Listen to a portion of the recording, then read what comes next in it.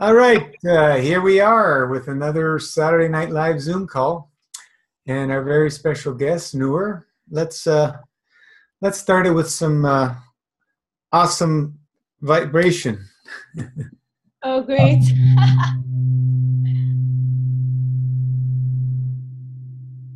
Can you hear that? Yep. That's a C note of 128, which is in the 4-3-2 scale. 9 is divine. So, Nour, Yep. glad to meet you. I'm very happy to meet you. I just read your post the other day, and your book. I mean, Yeah. I thought I did leave some stuff out. But yeah, I don't know. I just kept on writing.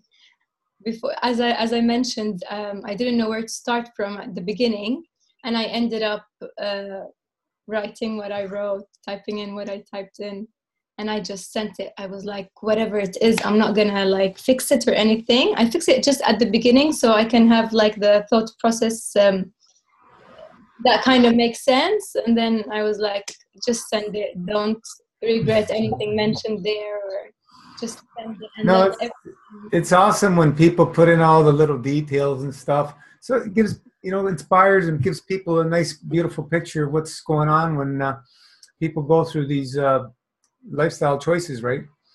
Yeah, And it's pretty amazing. Everybody has a different experience, and it's this is how we learn from each other and can expand our awareness. So others can have maybe a better ride through theirs with an understanding from somebody else. And this is why we do these calls. They're crucial in the energy exchange. This is what it's all about. We can't go along thinking that we're going to continuously take and we're going to find balance. It'll never happen. First we give, and then we can receive. And that's the beauty of what we're doing. So maybe you want to speak a little bit about your background, your diet. I know you mentioned in the post, but we'll go over it through here. How you came to be and found MasterFast. You want to share a little bit of that?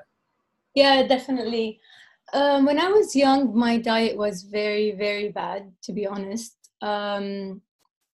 My mom or dad didn't know any better than what they did. So I had a lot of crisps, I had a lot of chocolate, I had a lot of ice cream. That was like the norm, It was like as if I'm not doing anything. And that was a lot. But in my toddlers, when I was a toddler, like I wasn't chubby or anything. I had a normal weight. And then growing up, I started putting on weight, starting with my belly, my stomach, for some reason. And throughout the years when I was growing up, I remember I used to still eat a lot of junk until I went to university. When I went to university, oh no, sorry. There was a time when I was around in 8th grade, I developed bad habit of bulimia. So, yeah. So sometimes, I'm sorry, can you just give me a second? Sorry. Yeah, go ahead.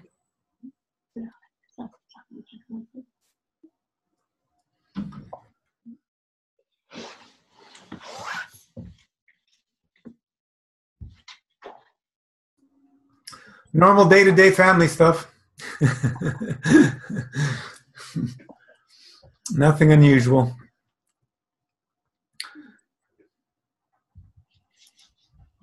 Yeah, I'm so sorry about that. No big deal. Because I didn't want my nephew to hear any of it. I developed a habit of bulimia. At first, I lost weight. I lost a lot of weight by going to the gym and just not eating as much as I used to, but still eating junk. Obviously, because I didn't know the whole health industry, didn't know anything about the whole food industry. And so later on, because I started to feel afraid of gaining weight, I started vomiting whatever I ate. And that went on for a while. And then I went to university. And in university, I decided to start committing to the gym more. And I started going to the gym and just being healthy the right way. And that's when I also started learning more about life in general and food and all that. And that was it really, until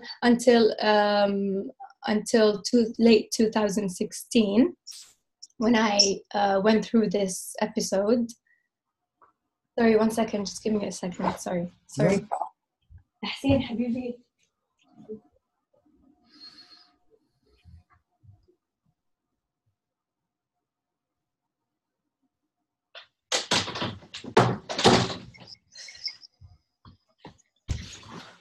Yeah, sorry. So until the last year actually of university, I did graphic design, and I had my thesis about logos and symbols. And so I decided to do the thesis about that, and I read a book called No Logo that mentioned a lot of business stuff that I never read before, because I never was into business. And I started reading about the companies, and about the companies of food, companies of clothes, companies of all sort of companies and corporations. And that's when I was shocked with what I was reading, and all the slavery that's and all that. And so I started to look out more to what I'm eating. So I started cutting out. The first thing I did was stopped bread and rice together, because anyways it used to upset my stomach all the time. How long ago was this? That was 5 years ago, maybe, something like that. Mm-hmm. I had bread. I just transitioned to brown bread. Yeah, I just transitioned to brown bread, but I stopped the rice. But still, it's the same. It's still bread. And then what happened was, I got to the gym and I started eating better. And then not until late 2016, where I started learning properly about food and how it affects us, and how the labels are always wrong, and how food is like at the end we are being controlled by food. Like the industry controls us, controls our senses. One of the ways. That's only one of the ways. And that's when I went into that depression thing of the medicine I used to take, and antidepressant. The medicine was an antidepressant, anti-anxiety. Well, okay. Which I started to take, and I'm not sure, but I think it has a lot to do with weight as well. I don't know about this aspect of it, but it makes it harder to lose weight, I guess. Oh, it throws everything off. It completely imbalances the body. It doesn't matter what comes from big pharma, it's all the same. It doesn't bring any balance. Yeah. And so I just decided to read more about health, and that's how I just knew how bad it was, and how especially how the intestine are a reflection of the mind. And at that time, and even before, in my early 20s, I had like not a mental problem, but I used to feel I was mentally kind of disturbed, but I never really said it until now. But yeah, I think I was actually, yeah, really kind of mentally disturbed. Just a lot of thoughts that come into my head and like images that I don't even know where from, you know? And this started when this started in my early 20s. That's why I also developed anxiety and depression. Also, around that time at university, I used to go out a lot. I used to party a lot. And I went into a drinking phase and smoking marijuana. And my parents, on the other hand, didn't know any of this. They didn't know any of this because, of course, they are conservative when it comes to that. They wouldn't like me drinking, and of course not smoking. I don't know, you would know like how the Arabic mind works. Yeah, I do. Yeah. Thankfully, my dad, I think my first drink was with my dad. My dad is so not, you can say he's like the black sheep in his family. So he was anti-Islam, you can say, you know. He still has, he drinks like a fish. The opposite. Yeah, but he doesn't want us to get drunk. It's okay for him to get drunk. But you see it. Mm-hmm. So you see it. Well, not drunk, but I mean, you know, he controls himself, but he drinks a lot. And did you drink by any chance? Yeah, of course. Yeah. Yeah, I did drink. I mean, my first drink was with my dad. So when one time I was even underage, right? We went to Dubai to a nightclub. It was kind of private, and that was my first drink. It was kind of whatever. I got a little bit tipsy, and it was nice. But I was focused, so I didn't want. We lived in Saudi Arabia, so we were not exposed to this stuff. Yeah. But then when we moved here, then yes, drinking. At some point, it was fun, so we kept drinking. Partying. Yeah. Partying, yeah. When I did raw foods, that's when I said no more drinking. That's why. Yeah. If I drink very little. I don't. Yeah. In your post, Nour, you mentioned you were a chain smoker? Yeah. Oh, sorry, I forgot that part. I was a chain smoker, yeah. Since I was 14, I only turned 31 this month. No, in December, sorry. And I've been smoking since I was 14. Wow. I've been smoking, like, especially the last 4 years, it got too much. I used to smoke 2 packs a day. Oh. Sometimes 2.5 packs. I never admitted that. So yeah, this was, I really don't know how I just quit smoking, but it just happened. It just happened. When was this? Sorry? When did you quit? Late 2016. Okay. Late 2016, I quit. I was just, because I was going through that hard time. Mm-hmm. And then I remember I started skipping a night. So, for example, I sleep tonight, I won't sleep tomorrow. So I would not be in my right state of mind. So I would like be semi-drunk or careless, That's what I did at the end, because I didn't drink. I don't drink anymore. I haven't drank since I started my antidepressants long ago. And I don't do anything. So that was the only thing I could do while I'm not taking any substance. So I just kept on skipping one day, so I would be in a better mood. Do you know what I mean? So I'd be in a better mood the next day when I'm sleep deprived and just won't care. So I was actually up until 6 a.m. that time, and I was just saying like,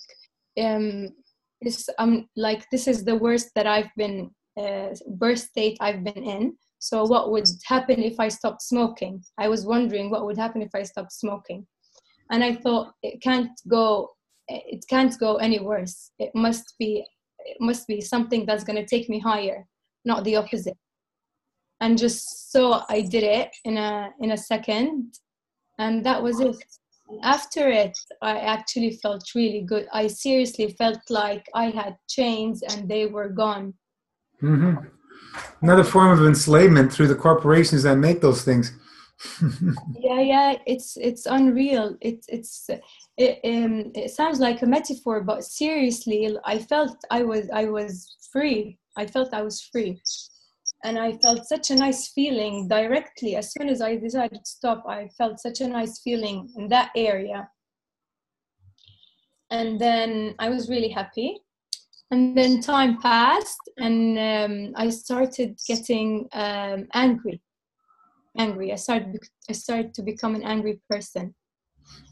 I'm not sure why, but I was becoming very angry and irritated. I think that was because I stopped smoking, and as well I was experiencing the withdrawal symptoms of the medicine. And the withdrawal symptoms of the medicine, they sound a lot like depression. So I knew if I went back to my doctor, I knew he was going to tell me that I knew he was going to put me back on the med because I started decreasing the medicine, tapering down without telling him, because he wanted me to find a job first and then start tapering down. But I felt like I needed to taper down right now. I couldn't take, after I knew about the medicine, I couldn't take it much. I couldn't take it much longer. So I knew if I went back, he's going to tell me to go up again, or he's going to think that I'm going into depression. Although to me, the symptoms first sounded like withdrawals. And they're still, up to now, they are actually withdrawals, and they're the same symptoms. Well, so, yeah. All the stuff they prescribe these meds for, they give you all the same symptoms and worse. yeah, very. Oh, it's really, really bad.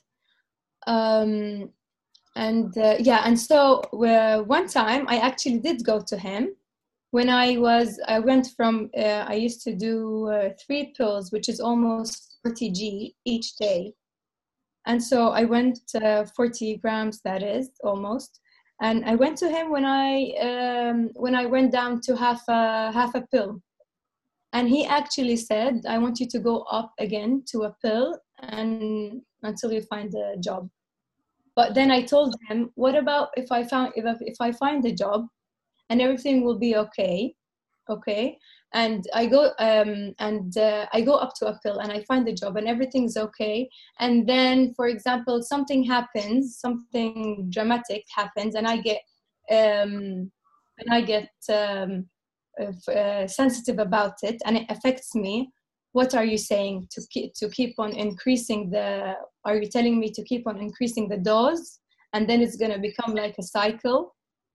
And that was the first time I never hear a reply from him. Didn't say anything. I think he just didn't know what to say. And it was a disappointment for me, because at first in my early 20s, I used to see him every day. I did counseling with him. I used to see him every day. And our sessions used to last for up to 2 hours. And the first time I ever went to him, my session actually lasted 4.5 hours. So he knew every single thing about me. And it was disappointing for me to see that he didn't see that I could go on without the medicine. Is he a psychiatrist? He's a psychologist, and at the same time, he's a family doctor. But he also prescribes family doctor pills as well, yeah. And that was very disappointing to me. I didn't see him again. I didn't see him. I saw him only once after that time, and that was it. And so I just left, and I kept on tapering down until I stopped the medication altogether. Through during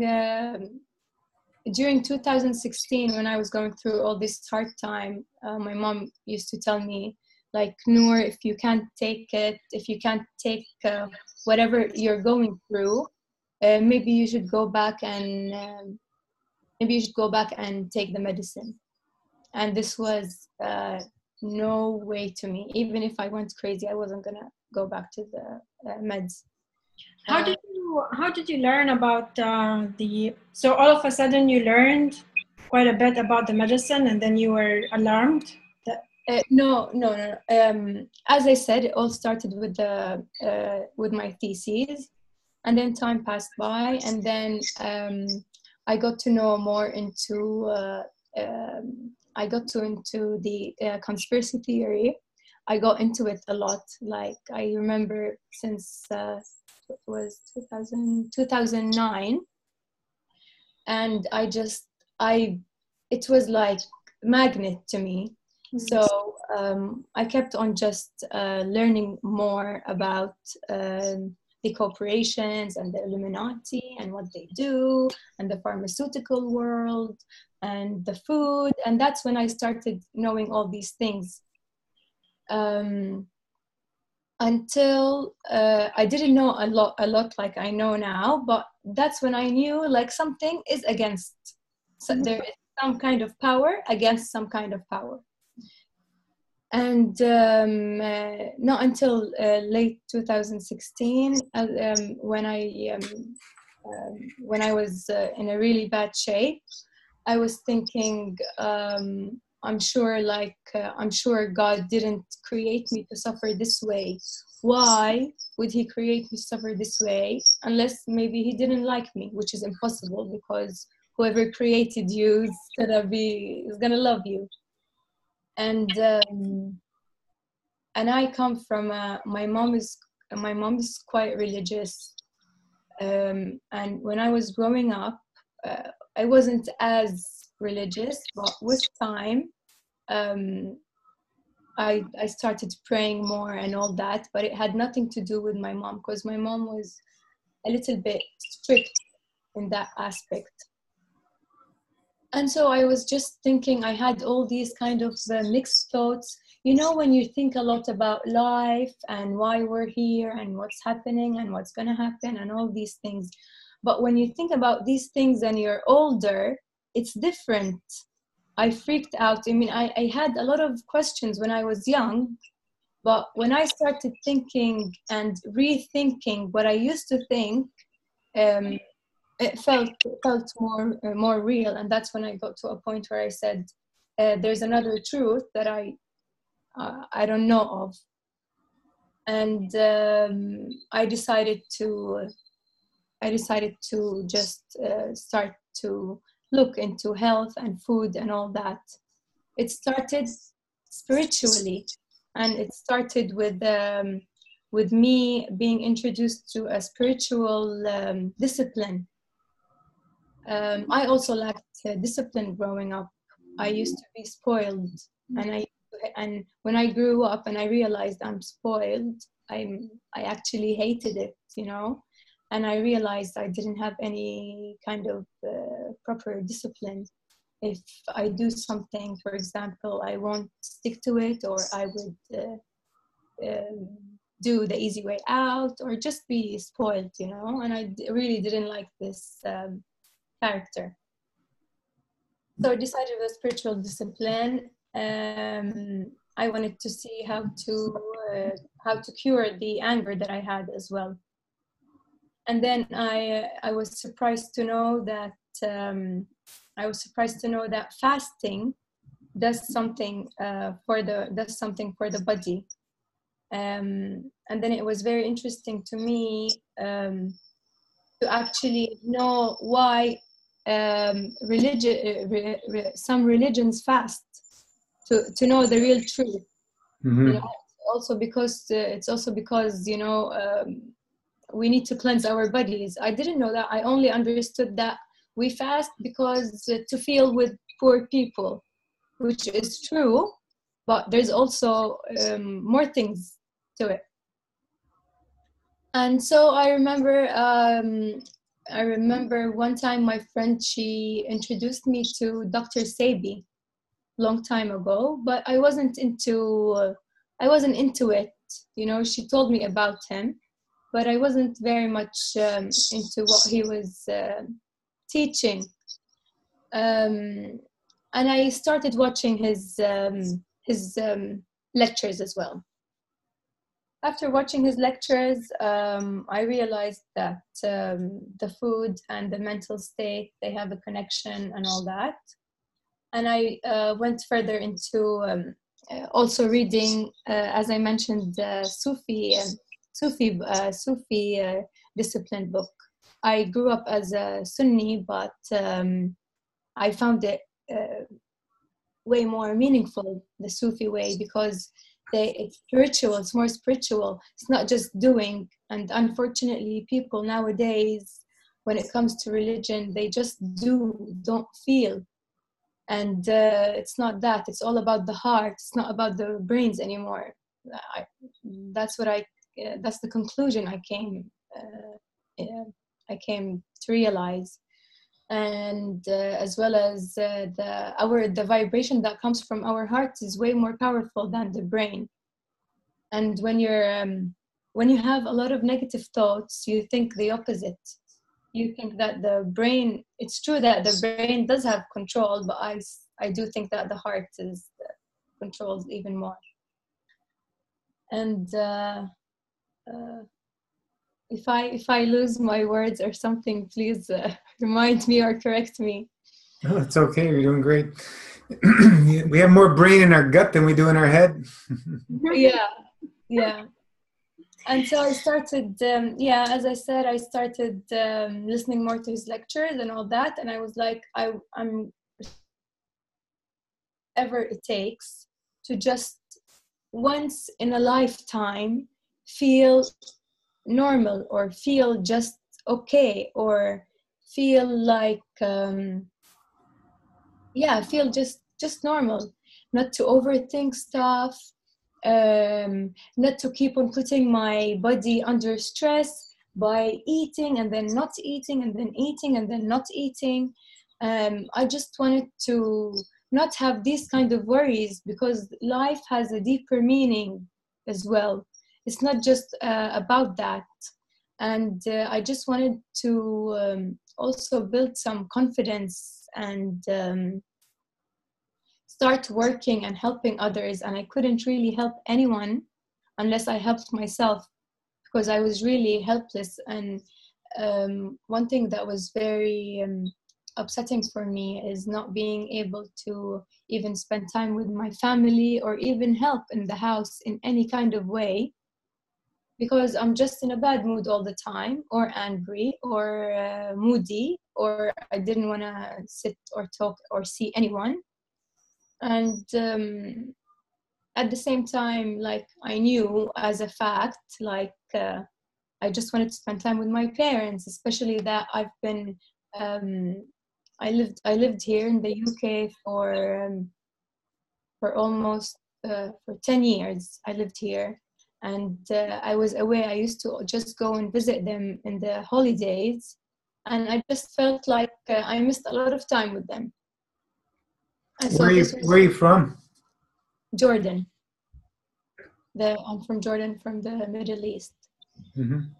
And and so but living here by my own, especially the last years, because I was with my sisters here, it taught me a lot. This taught me a lot, because I was away from my parents and I had to do everything by myself. And that's when I developed appreciation for everything, and for money, and for people, and for doing things your own, and all that. I felt life. That's why I'm still very connected to this country, especially now after the fact that I came here. I realized that that's where I feel more home. And of course,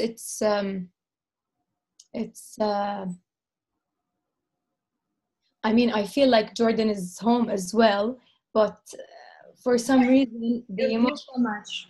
And emotional connection is here, yeah.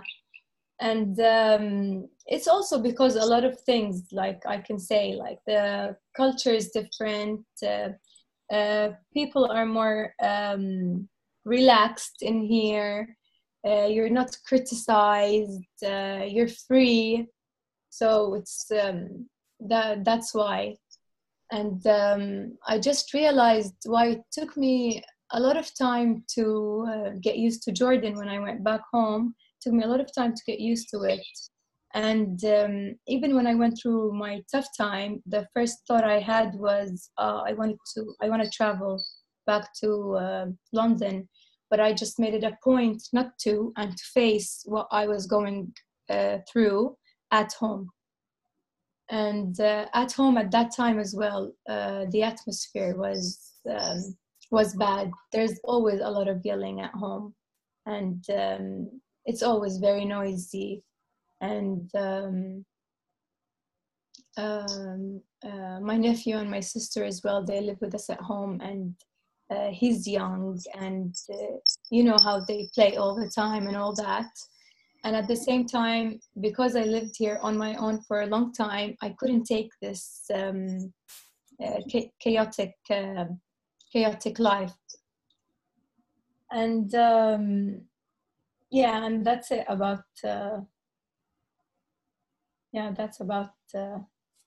that's about Jordan and London. Yeah, I mean, we learn most when we live in different countries and different cultures. Speak a new language, or maybe you're lucky enough to speak English before you go, right? I mean, we learn so much by living somewhere else that's not our home. Yeah, definitely. Make it comfortable, because you have no choice. I think we grow the most when we live in different countries, for sure. Yeah. Become a stranger. Yeah. Yeah, and the Sufis are Persian, right? No, it's an Islamic group, just like Sunni, Shia. Then you have Sufi. It's an Islamic group, just like Catholic and Christianity, and you have Orthodox and I don't know, different groups. Yeah. But they're more liberal. That's I think sometimes Muslims say they're not Muslim. Sufis are not part of Islam, I think, right? Nour? Some people say that, yeah, but then there's more than one. There's more than one sect as well. Some of them they say that, but some of them do consider themselves as Muslims as well. Yeah, the one that I got into is the it's called Naqshbandi, yeah, Naqshbandi group. And yeah, that was it was eye-opening. It was eye-opening because yeah, again, I was reading about the discipline, and about how you need to discipline yourself, and about how you need to discipline your ego.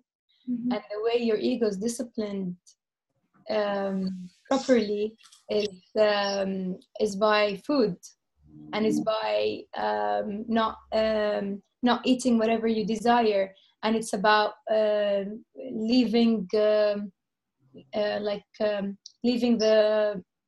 leaving, for example, lunch when you're not fully satisfied. Yeah, not over, like you don't have to be full before you leave the table, right?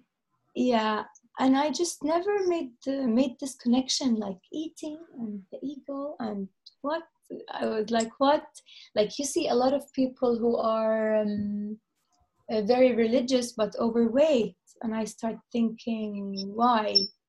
There's something missing in there. Yeah. I don't know. I don't really know what it is, but something would be missing, I guess, because it's holistic at the end.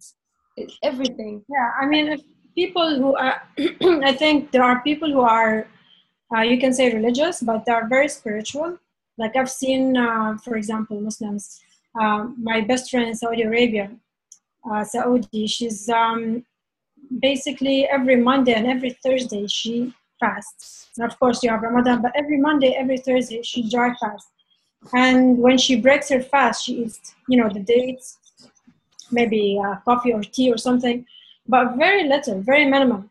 And that's it. That's what we learn anyways about Islam. Like this is the proper way of doing it, not the way we do it now, which is like heavy, like the meats, and then you have desserts that you only eat in Ramadan. And this is not religion. I'm sorry. Has nothing to do with religion. But honestly, I was like, I was shocked from what I knew and from what I was fed to what I learned. I was shocked. And sometimes I'm even during the fast, there was a period of time where I just couldn't stand my mom, and I didn't know why.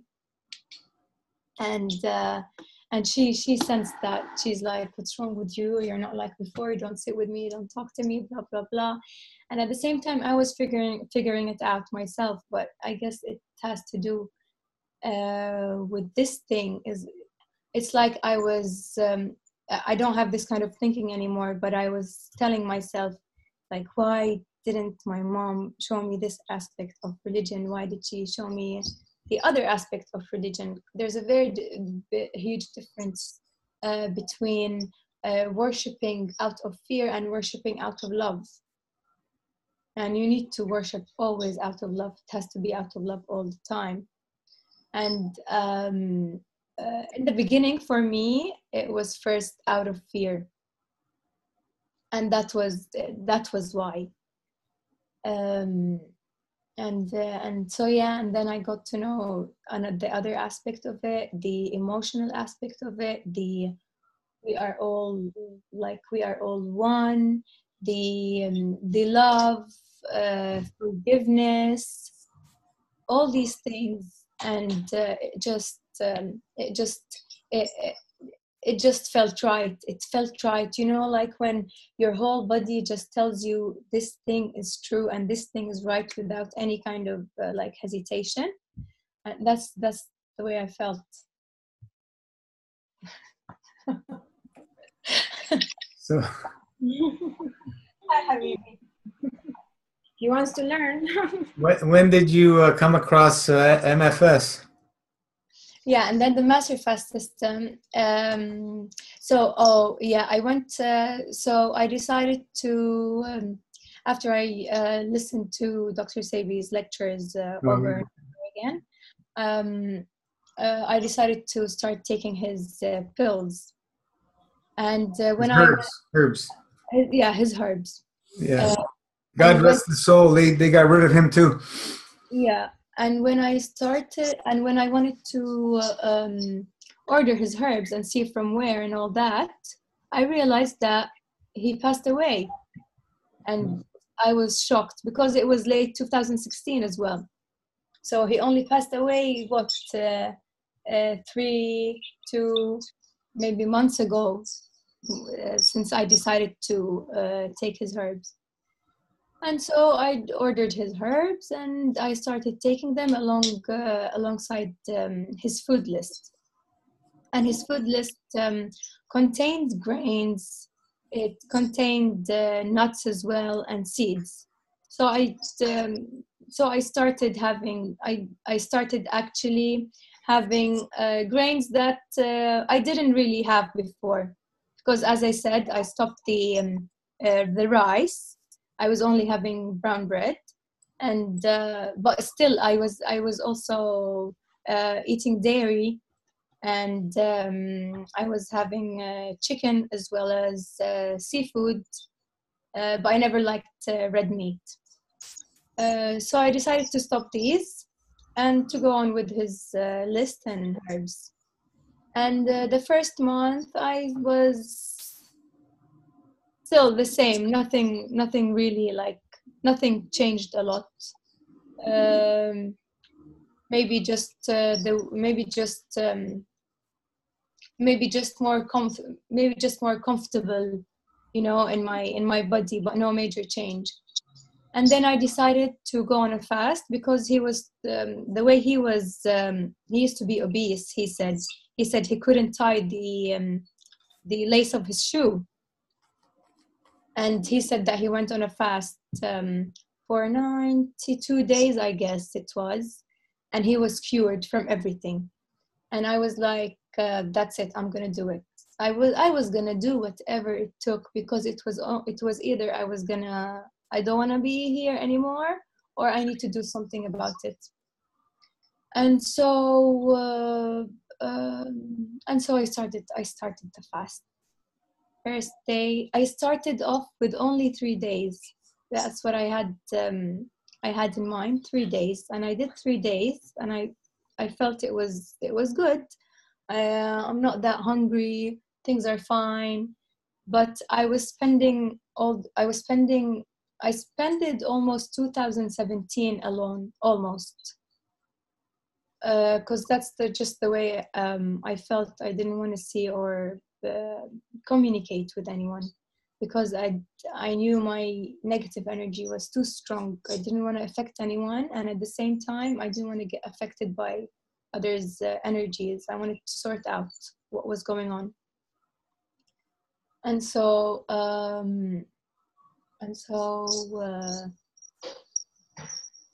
sorry, some irritation. No Yeah. worry. Relax. Yeah. It's okay. And so I decided to go with the fast. The fourth day, I started feeling difference from the fourth day. I felt a little bit of quietness that I never felt before. Like I felt some kind of everything was still the same, but it was a little bit less. What kind of fast was this? What kind of Fast were you doing? That was the juice fast. I squeezed whatever juice I felt like. I just squeezed whatever fruit. I felt like I juiced. Mm. That's the one that you don't like, the juice fast. It's not. I don't like. It's not as effective. It's very limited. But anyway. Yeah. And so I just kept on doing that, and I also kept a journal.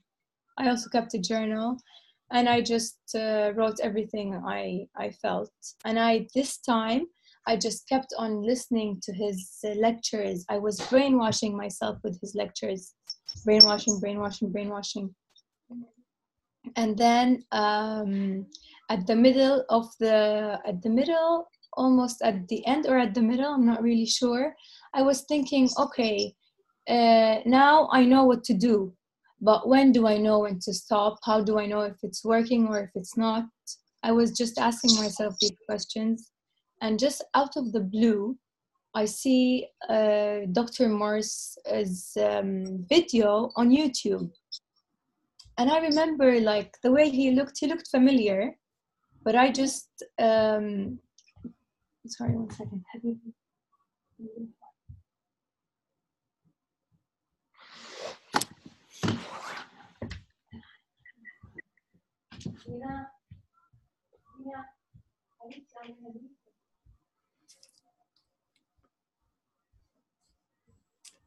We got record cold weather here in Toronto. Pretty interesting when you're fasting. Go ahead. So I decided to watch what he preached, and I thought it was very interesting about the fruits, and this was new to me, the fruit thing.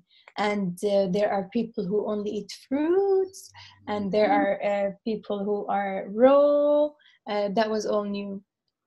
And I just kept on listening to his lectures, and I learned more about how the organs are related to emotions. And I thought that was very interesting. And then he started talking about out-of-body experience. I got even more interested, and I just kept on listening to his lectures as well, and learning as much as possible. And so I was brainwashing myself my brains as well. And I just remembered like at that time also spiritually, it was the first time ever I started reading the Quran. Although I'm a Muslim and I've always had it, but I never read it. And I started to read it, and I wanted to see if there's anything that's gonna relate. Maybe because my mom is very religious, me growing up. And when I reached that time, I always wanted to reassure myself, if the religion says it's okay, then it's okay. You know what I mean? And so I decided to start reading the Quran and see what's going on. That's why when I went to the website of the Master Fast system, and I saw the illustrations, I was like, oh my God, what kind of cult is that? And then I read about the dry fast. I'm like, what? No, dry fast. No, I mean, you're going to be dirty. That means like the devil's going to be near you. And that was the way I was thinking, seriously. And then later on, like things all opened up, and at the end, there's a conspiracy within the conspiracy. That's what I got to. Anyways, I kept on brainwashing myself to stay on the fast, to stay strong on the fast. I kept on brainwashing myself. I never let myself see any food, and I never joined anyone who was eating.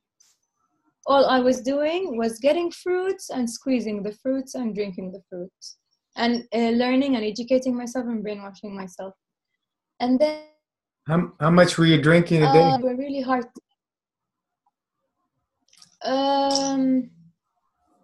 I mean, it was like a pint, and I had maybe three pints a day. Mm-hmm. Yeah, 3 pints a day, I guess. And mostly I had oranges, I had grapes, apple and pears. These were the most, just because they were available. Apples. It was, yeah. And the apples were organic, and the oranges. I did have a green juice. But that's when I still didn't know that fruits are better than greens. I did have a green juice maybe 3 times throughout the fast. And then I came across a coach called I think his name is Tom, and he's inspired. He calls himself Inspired by Nature, and he talks about his feelings, because I was going through things that I didn't really understand. I was very moody to the extent that I didn't want to see anyone, but that was on a 24-hour basis. So I thought it was abnormal. I thought maybe I need to force myself to see people or talk to people or do something about it. And so he was talking about all these emotions that he was feeling, and all the things about cleansing and all that. And he mentions that he did a fast to cleanse his intestine, and the fast was under Gino. And he was actually documenting. I'm not sure if you saw that or not. He documented what came out of him. He said things came out of him, I think 20 days. For 20 days. Oh yeah, he kept on the fast for 20 days and then he stopped it. And he said that he kept on seeing stuff coming out for 20 days. And I was like, oh my God, like this is what I just need. Because I have a feeling there's something inside me. And I've had this feeling for a very, very, very long time. And every time I say something like something is wrong with me, or something is inside, or something is not right, my parents used to tell me, oh, nothing's wrong with you. What are you talking about? You're like a monkey. Nothing's wrong with you. You're in good health. And so yeah, I said I was gonna go into it and I'm gonna check it. And that's when I checked the master fast system. And I got some kind of master fast system that had to do with apple cider vinegar, something about drinking apple cider vinegar all the time with lemon. It was a PDF download, but I don't know, it wasn't interesting. And then I found out that he said it was under Gino. And your name, Gino, it's I was like, also your name, Gino. I don't know why I connected it with genes, and then I connected it again with the conspiracy theory and and stuff like that. But then I went and I looked for it, and I found the website. I read it, and I first thought it was crazy. Or cult. Yeah, no, yeah, I definitely thought it was a cult. And I thought, like, if I follow it, something wrong is going to happen to me. That's what I thought, that if I follow it, something wrong is going to happen to me. In a way, you know, they're so clever, something's going to happen. And so, but for some reason, I felt like, on the other hand, I don't know why, I just went online. I went to the shop section. I just started getting this. I didn't even know what was the psyllium husk, the bentonite clay, the charcoal. I didn't even research them. I just I was just purchasing them, and I emailed you, and I asked you, do you think 4 packs of psyllium will last me for 40 days of fast? I remember I emailed you that, and you said, I think it should be fine. And that's when I thought I just wanted to do 40, or even I thought maximum was going to be 40. And so I just got the stuff, and I received them, and I just got on the fast. I still really don't think how it happened. It just happened. I'm so thankful that it happened. And yeah, I just got on it, and also I had the mentality of no cooked as well, because after all I heard from Dr. Morse, I was like, no, this is gonna be cooked. How come? You know. And then I was like, no, I'm just going to go with the protocol. I'm going to see what's going to happen. And since I am looking for the truth anyways, I'm willing to go into extremes and to experiment. What's this going to bring me? What's that going to bring me, you know? And I don't know why I have or maybe I had a trust issue. I just didn't trust anyone. That's why I wanted to do everything by myself. And I just go on the fast, and I started it. Before I started it, I was only having fruits, and it felt good, but I was getting sick of waiting. I wanted to see results. How long was the juice fast when you were doing the Sebi thing? The juice fast was 40 days. I did 40 days, yeah. And you noticed improvements?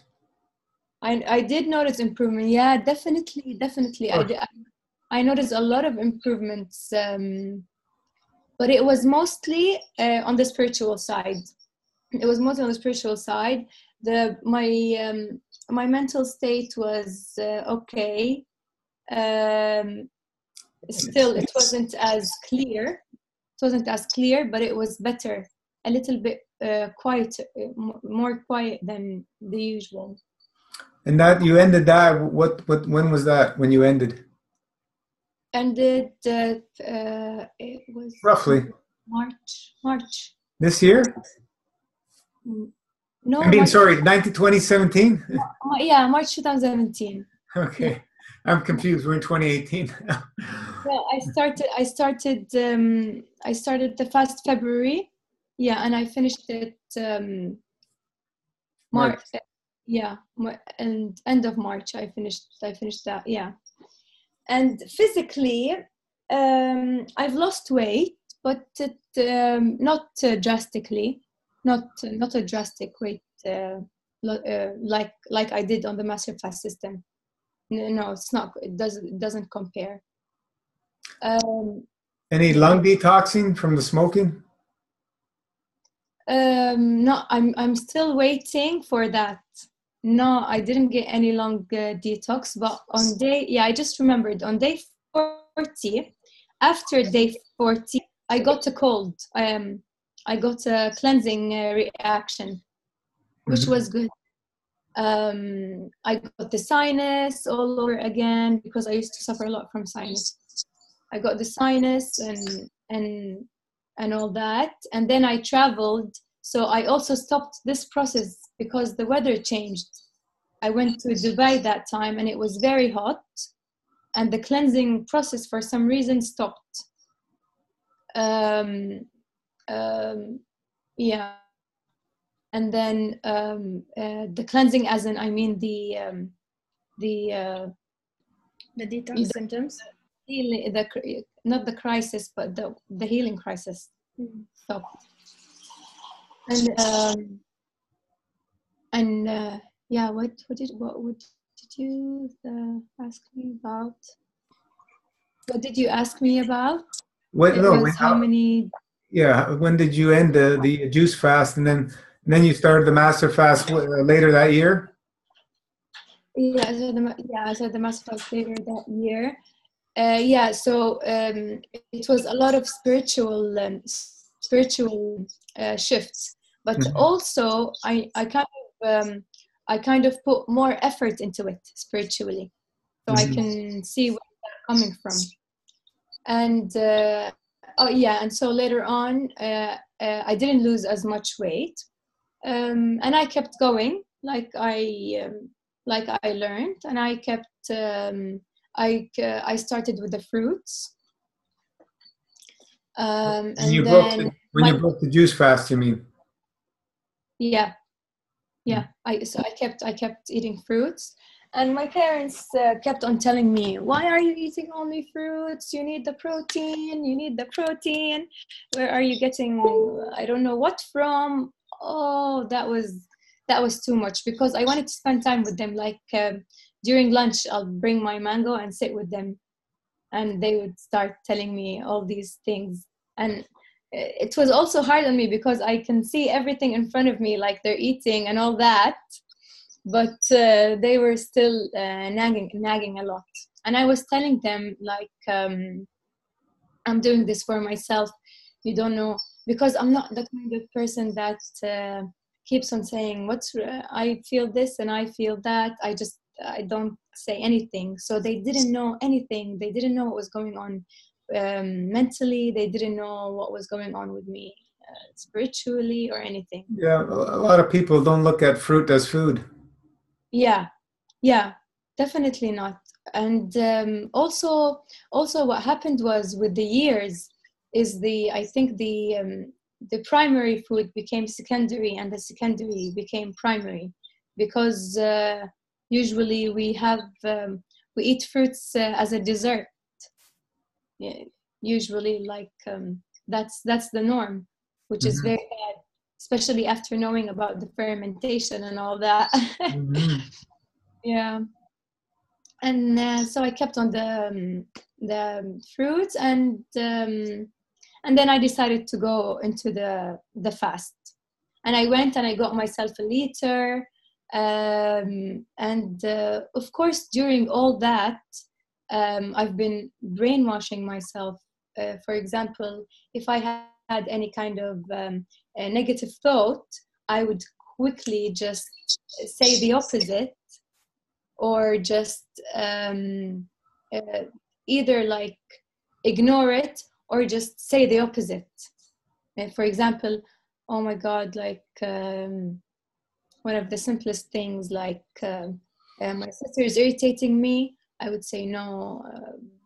I love my sister. She's not irritating me. That's what I used to do with everything, like every thought. And there was a time where I was doing that 24 hours because it was very intense. And I got on Gino's fast, and that's how it started. The enema thing was sounded very difficult for me at first, because before I did the fast, I had really bad, I was constipated most of the time, and I didn't go to the bathroom properly. And I used to hate it. I used to always want to go to the bathroom and couldn't. And so I used to go to the bathroom, and I used to stay there for hours just wanting to go to the bathroom. And this was torture to me. And going and doing the enema and staying in the bathroom for an hour reminded me of that time. After the first fast, this got better. And so that's why when I got into the second fast, it just reminded me, of before the first fast. And that's why it was a bit difficult for me to just go there and stay there for an hour. And also, before the fast, I had a habit of skin picking. And I used to really seriously abuse my skin. And not after the master fast system did I realize I must have really, that's why I would think I must have really hate maybe my body or didn't like it as much as I thought I did, because I used to skin pick until it bleeded. And I had spots all over my hand, scars all over my hand. That could be parasites. No, really? Mm-hmm. Coming out from the skin? Mm-hmm. Yeah. It's always, skin problems always go back to toxicity, and bad parasites live on the toxins. So. Okay. But yeah, so usually it's when the bowels and kidneys are blocked, then the waste has to come out somehow. It comes out through our skin, which is another waste elimination organ. Okay. Yeah. Okay. I thought parasites are just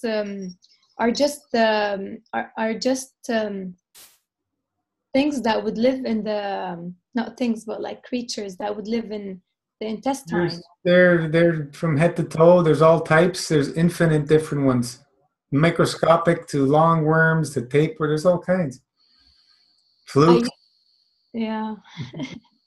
Yeast, fungus. It's all good. It's all part of creation. It's good, yeah. And I'm the kind of person that gets grossed very quickly, and that's one of the reasons why I just wanted to cleanse. I couldn't bear that thought. Of parasites inside of me.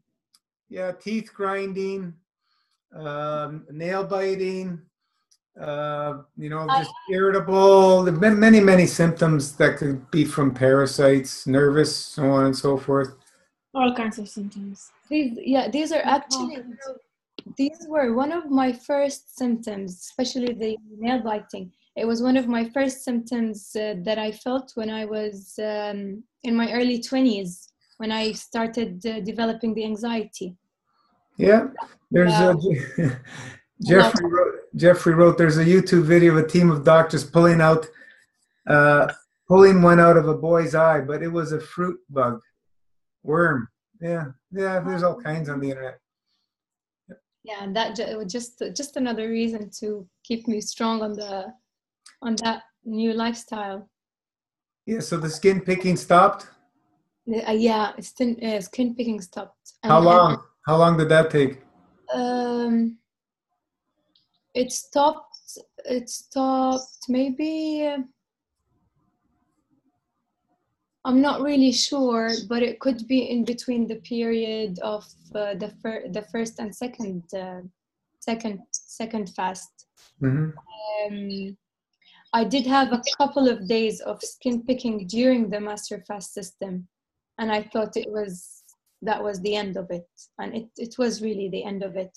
But I was just thinking, like, I wouldn't be in my right mind when I used to do that. But later I also learned that it's actually, when you do that, it's actually it makes you live, you're living the moment. That's why maybe I used to also do it a lot. It makes you be in the present, because I'm concentrating on what I'm doing, and this is it. It's only me and what I'm doing, and maybe that's why also I used to skin pick. And then that's interesting. That's very interesting to say that. It's like, also maybe that's why we keep abusing our bodies, you know. Yeah, in a way, you know, because we want to feel something, maybe. Yeah, maybe. And yeah, definitely it's about the feeling, because sorry, I know this is a little bit disgusting, but nothing used to make me stop until I saw blood come out, you know. That was when I was satisfied. And yeah, what else? Yeah, so I didn't have any other detox symptoms until I finished the master fast system. 1 week, sorry. Everything went smooth, 108 days? 1 week, 1 week. No. Oh no, there were a lot of ups and downs. First I was talking about the enema. The enema was a little bit difficult in the beginning, but when I got used to it, it was like the happy time of the day. I used to play the 4-3-2. Knew about the 4-3-2 operating music. I knew that the real cult let us listen to everything in a abnormal, unnatural vibration. Yeah, and dissonance. Yeah, and so when you brought it up, I was like, no, it's safe. It's safe now. So I was doing that. I was playing that kind of music and doing my enema, and then I was also God bless everyone on the group helped me so much with that, because everything that I thought of, I just typed master fast system and just the keyword that I wanted to ask or I wanted to know about, and I had everything come up. And so a lot of my questions I didn't ask because I already saw the answer. Yeah. Yeah. And I learned a lot about how you need to like connect with your body. And I learned about some people were like talking about talking with their body, and that I needed to listen to my body more and all that. And this was very interesting and very new to me and difficult to do as well, because as I mentioned, for some reason, most of my life, I felt like my body is separated from me. I felt like, I don't know why, but I felt like just a walking head. I don't know how to explain that, but I didn't feel like my body belongs to me. I didn't feel like, even when I used to like, for example, even if I look at my foot, I wouldn't feel like it's mine for some reason. It's a very strange feeling, but I just never felt connected to my body. And this for me was new, and it was difficult because I wanted to feel it. I really wanted to feel it, and at the same time I couldn't. But I started feeling it, whether I liked it or not. I started feeling it during the cleanse, because I felt what the enema did, and I felt how it felt like every time all the waste came out, I had different feelings. And sometimes the pain that I used to experience during the fast also made me more in touch with my body. And by the time I was losing weight as well, at first I didn't want to make it an issue about weight at all, because mentally I was suffering more. And until I got to the point where I started seeing myself lose weight, and I liked it. And that was, of course, with practicing how to, be in touch with my body. Who helped me a lot with that was, I mentioned his name, Tolly, his last name, I guess, Eckhart Tolle. Mm-hmm. I'm not sure if I pronounce it right, but I have it in my testimonial. And he talks a lot about just connecting with the body. And I started practicing some of his exercises, and that helped a lot. And one of the things that was just amazing was the dry fasts, because I don't know why, but during the dry fasts, I used to feel like I'm not just connected with my body. I used to feel like I'm connected with my body, and at the same time, my body's connected with the whole universe. And this feeling is just priceless. This feeling is everything. This feeling is really one of the reasons why I look forward to live now. It's such an amazing feeling. It's a feeling of truth. It's a feeling of something that you can't deny. And it's such a strong feeling that you just can't deny it. And I had a problem with denying. I don't know, maybe I didn't trust myself.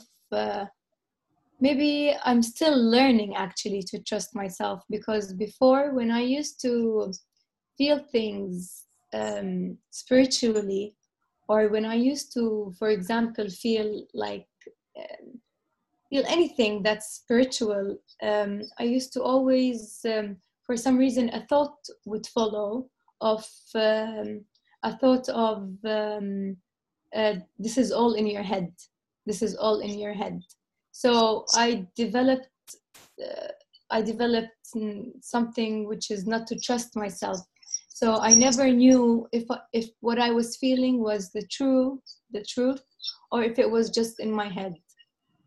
And because a lot of times I used to pray, and I used to feel an amazing strong connection, and as much as because this connection was very powerful and the feeling was very powerful, I still used to question it, and it used to ruin everything for me. And I ended up, I guess, not trusting myself. And so during the dry fasts, there's none of that. You just don't question anything. You just feel something, and you know that the feeling and that vibration is just what is just what is. And these were the best days. The monthly fast was amazing. I want to add that this is the reason in all religions you'll find fasting is a common thing, because it connects you to God more than anything else. Yeah. More than anything else. Yeah. Even, I remember even in Islam growing up, I still remember a phrase in which God said in the Holy Book, all your deeds are yours. You do whatever you want with them, except for fasting. Fasting is for God, and only God rewards you by it. Yeah. So fasting is the only, it's the number one thing, at least in Islam. I don't know about other religions, but I guarantee you nothing connects you or heals you emotionally and physically more than fasting. More than fast, yeah. And I just remembered, I used to fast when I was younger, when I was in school, and then I just stopped fasting. And when I became a smoker, I just I didn't fast at all because I couldn't not maybe not 30 minutes or 45 minutes go by where I had to have a cigarette. I always had to have a cigarette, so I couldn't fast. And so in 2017, it was my first fast, my first Ramadan fast since years. And that was when I only had a fruit when it was time to eat. And it was amazing. That month was just, yeah, it was a bliss. It was very nice. And so right now, things are being more things are more how can I say this, more in perspective. Still, like, until today, things are popping up in my, like, some kind of thought or emotion and understanding. I'm still understanding things differently than the way I used to understand things. And it's still happening. So the effect of the master fast system, it didn't end yet. It keeps on going on, and I think it will keep on going on because I'm being introduced sometimes to an awareness that I didn't have before. And it's also it's an awareness connected to an emotion, connected to an understanding that just lets you know. It's hard to explain, but I guess this is working in the energy fields. And yeah, and I'm loving this. I'm loving this so much, because there was a time where I lost all that. I lost my intellectual the intellect that I had. I lost thinking properly. My brain was fogged for a really, really long time, and I just lost. I lost all that. I didn't know. I couldn't even have a. There was a time where I couldn't even have a proper conversation anymore, and so having this come back even stronger is just amazing for me. Nour, what was your dry fasting schedule like when you were on the master fast? My dry fast was it was daily 12 hours. Sometimes I used to do 15, sometimes I used to do 16. And weekly I started off with 36 hours. And after the first month, which was 72 hours, I kept on doing 84 hours. So when I was actually very surprised that I did 72 hours, all the monthly ones, all the weekly ones after it became 84. 84? That's how many? No, 48 you mean? 48, yeah. Sorry. Yeah, so 2 days, right? Yeah. 2 days. Yeah, that's still on the higher side, and we don't recommend that for new people because it can be intense. So usually we say for weekly, weekly 36 hours max. Yeah. Yeah, because otherwise it's gonna be like intense detox. Yeah, I'm sure you felt it, right? Yeah. Every day, 2 days, every week, 2 days is for a new person. Yeah. Yeah, it's very nice. It's amazing. And then on the monthly one, and then I remember once, like, my sister was criticizing me, like, what are you doing to yourself? Who are those people you are following? Like, look at yourself in the mirror. You can't even carry yourself. But during that time, true that physically, okay, I felt weak physically, but mentally I was very sharp. Mentally, I had no problem at all. And I was telling them, but I'm fine, I'm happy, I'm the happiest I could be.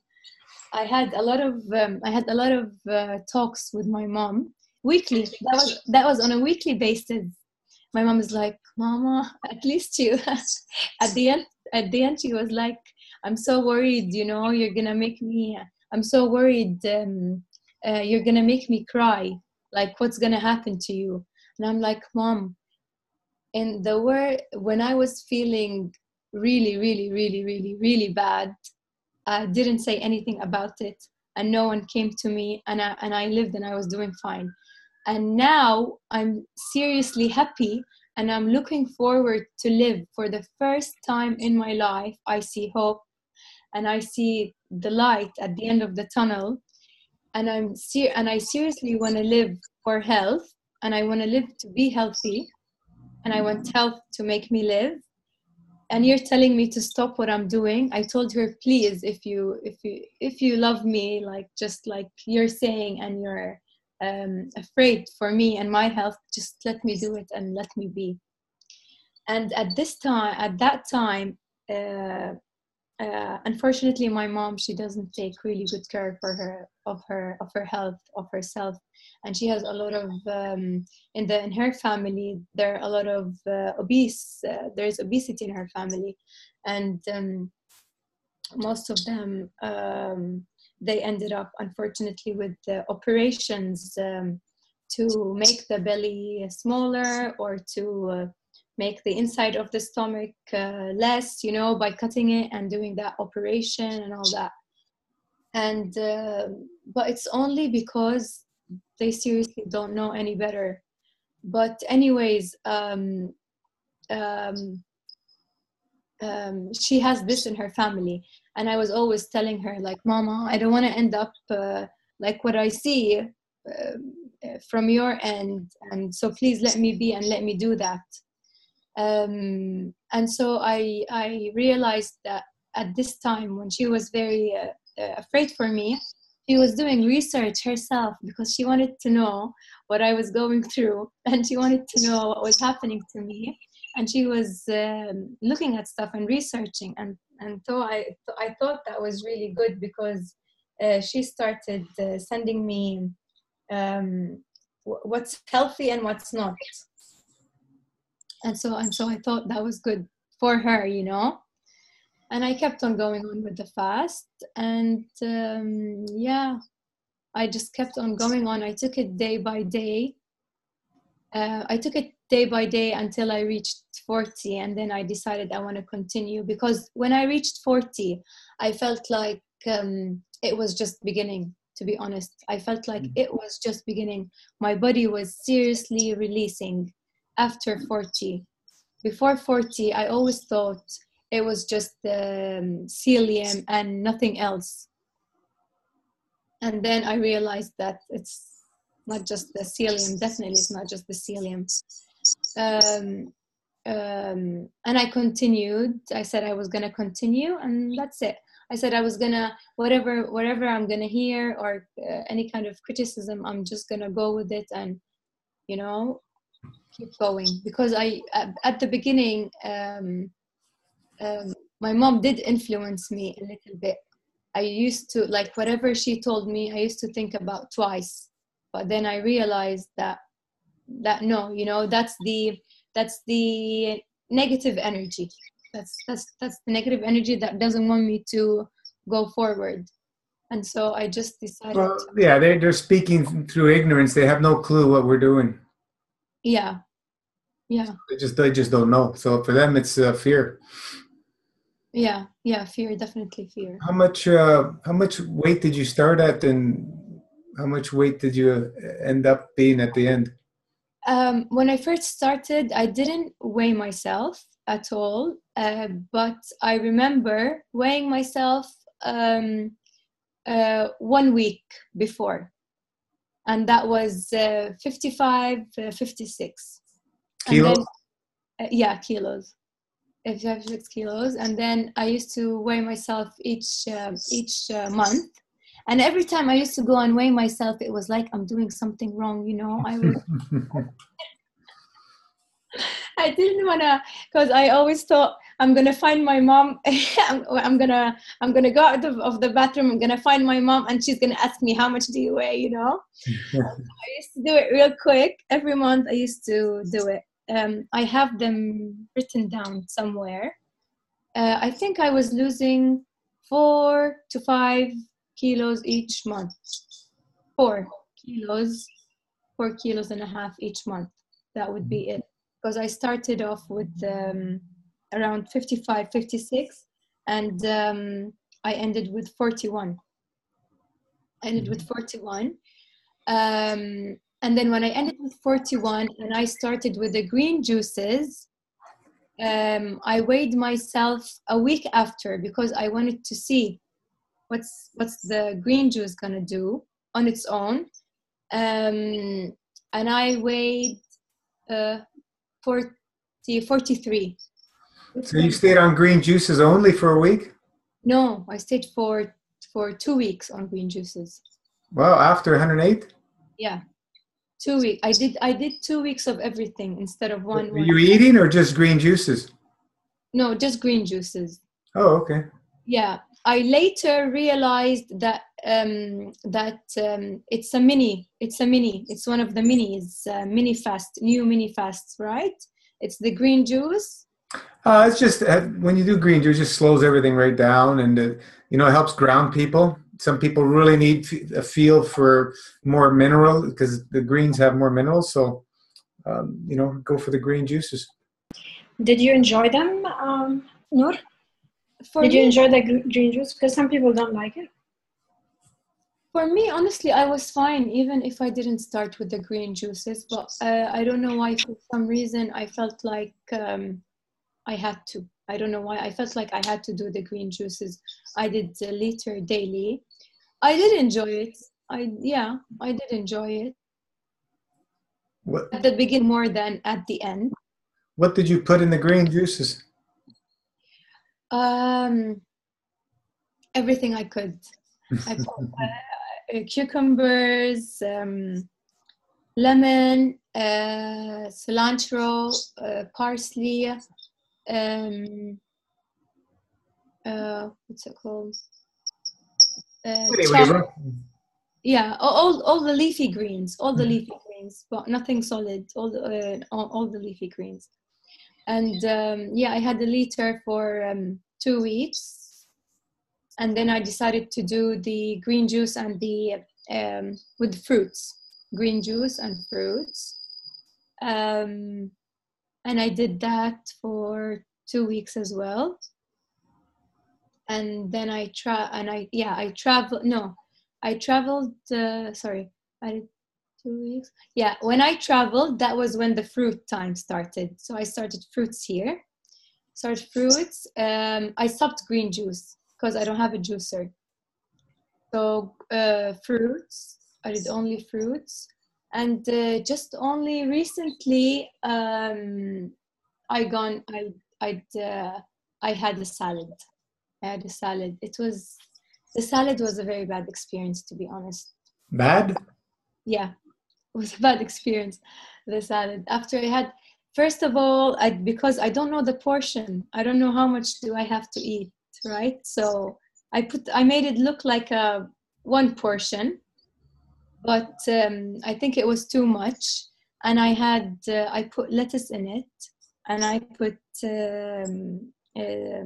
seaweed in it as well, and I did a dressing, but it turned out to be not tasty, and I just had it, and it didn't feel really good.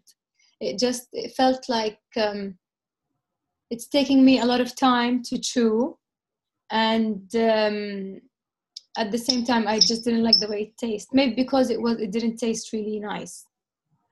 Afterwards, I had my belly bloated, but I still do. My belly does get bloated still, even when I drank only green juice. So it still gets bloated, but not as much as before. And yeah, so I'm doing fruits now mostly. Again, I'm doing fruits mostly. Yeah. And when it comes to greens, for example, I had a salad today. Not really a salad, but I just had the lettuce and some tomatoes, and I had a little bit of avocado. Now, I know you don't suggest avocado, but I felt like I wanted some avocado. I had a little bit of that, and yeah, that's it. So you're doing well. Yeah, that's it. But I wanna ask you about something. Today was the first time I feel hunger. Is that not too early? That you feel really hungry? And I felt hunger for some. Yeah, I felt hungry for some reason. Something that hungry for what? I asked myself that, and then I thought, maybe is it because I'm nervous because of the meeting? I thought. Mm. So, did it stay with you, or did it go away? It stayed. I had a banana. It stayed. I had a banana. It still felt kind of the same. And then I had the little salad, and I still felt like I wanted something more, and then it disappeared. I'm still thinking about it. But it felt weird because it felt like I wanted something now. It felt like that, and I didn't get this feeling. I haven't felt that in a really long time. And I remember, I'm not sure, it's either you, Gino, or Rena. Oh, Rena, you said that the brain was gonna play tricks with you, right?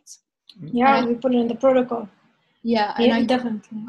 And I thought maybe that's one of the tricks, but then there's something underneath that feeling, but I couldn't get to it. When was the date you finished the 108? Approximately. The 16th, I guess. I think it was the 16th.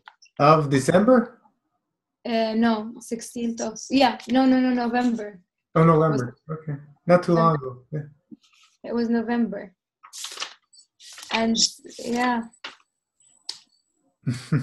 What do you think about that? Because to be honest with you, I'm very scared.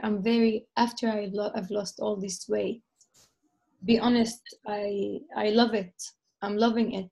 I don't want to see anything not in place, and I don't want to see anything not in hanging out. And especially when it comes to breathing, because my tummy was always, I felt like it was always sticking out. 100% my intestines were very damaged, and something was sticking. It was sticking out.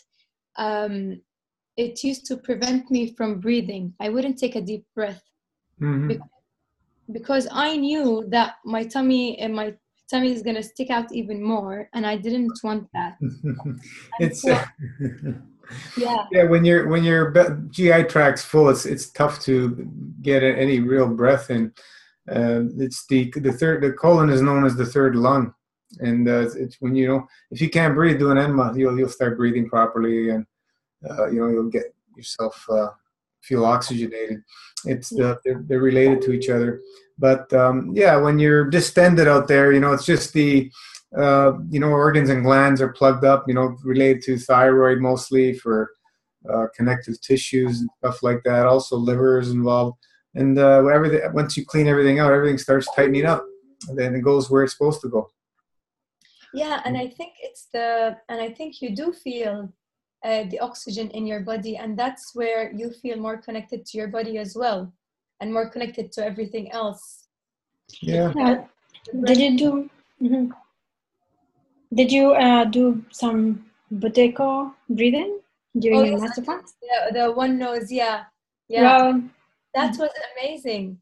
that used to calm me down a lot. Did you do the Boteco? Do you know the Boteco one? So The alternative Boteco. is the yogi. Yeah. That's good for balancing. Yeah, the one that Gino has a video of while you're outside, I guess, and you were showing us. Mm-hmm. That one you're talking about, Rana, right? No, there is another one. If you go to the Master Fast page, the tools page, you will see breathing exercises, and we talk about, or we have a link to Boteco videos. These are the best breathing exercises. Okay, I thought that was called. I thought that video of Gino was called the Boteco. No, the Boteco is their own breathing.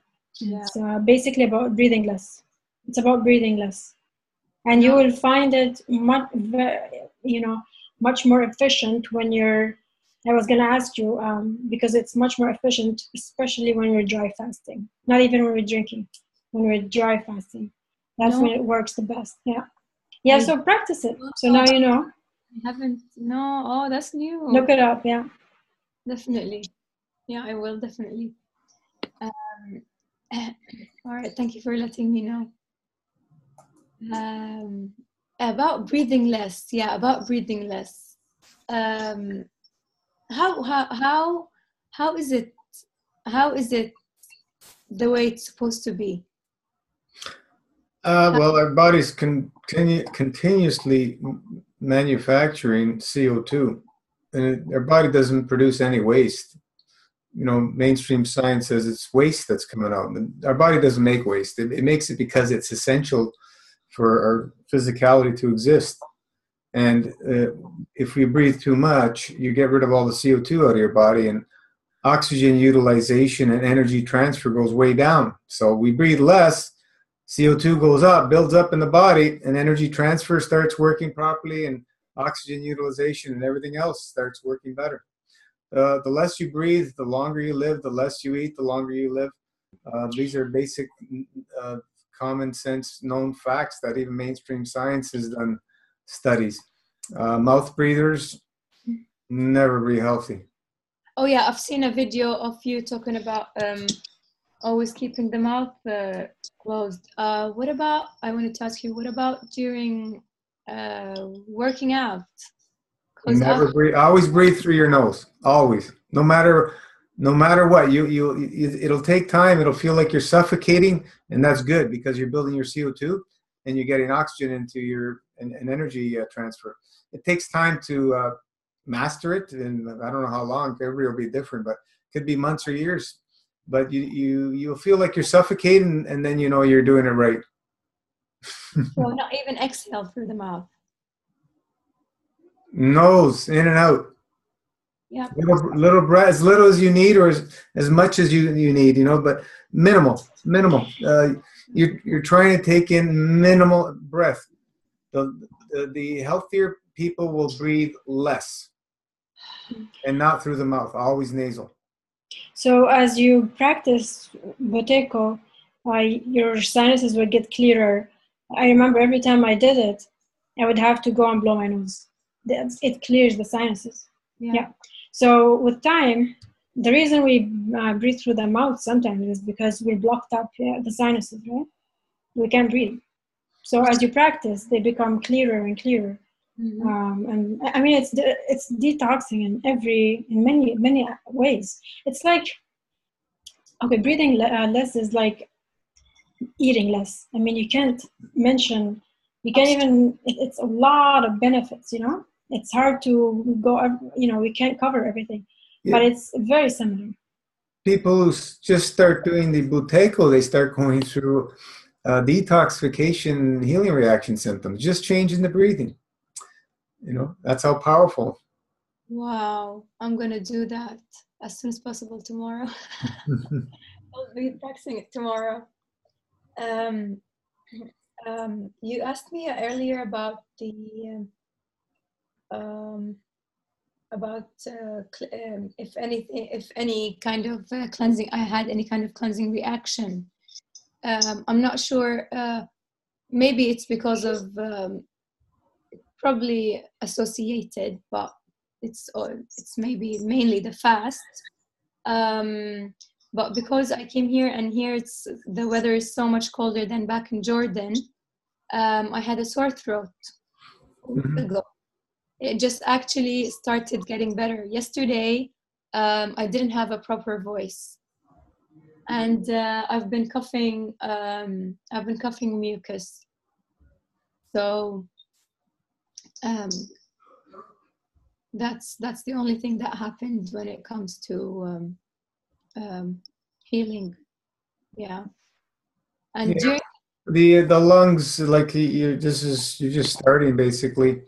yeah. It took me many years to really get into the lungs. In the fourth year, I think it was, or fourth or fifth year, I had a really severe lung detox with really chronic cough over 5 weeks. Did you used to smoke? No, I never smoked cigarettes, but all the other stuff. Yeah. Yeah. So it has nothing to do with smoking. Smoking just adds to it, but it's the food that'll plug up your lungs, the dairy and all that, much more than the smoking will. Really, Yeah, the lungs as well.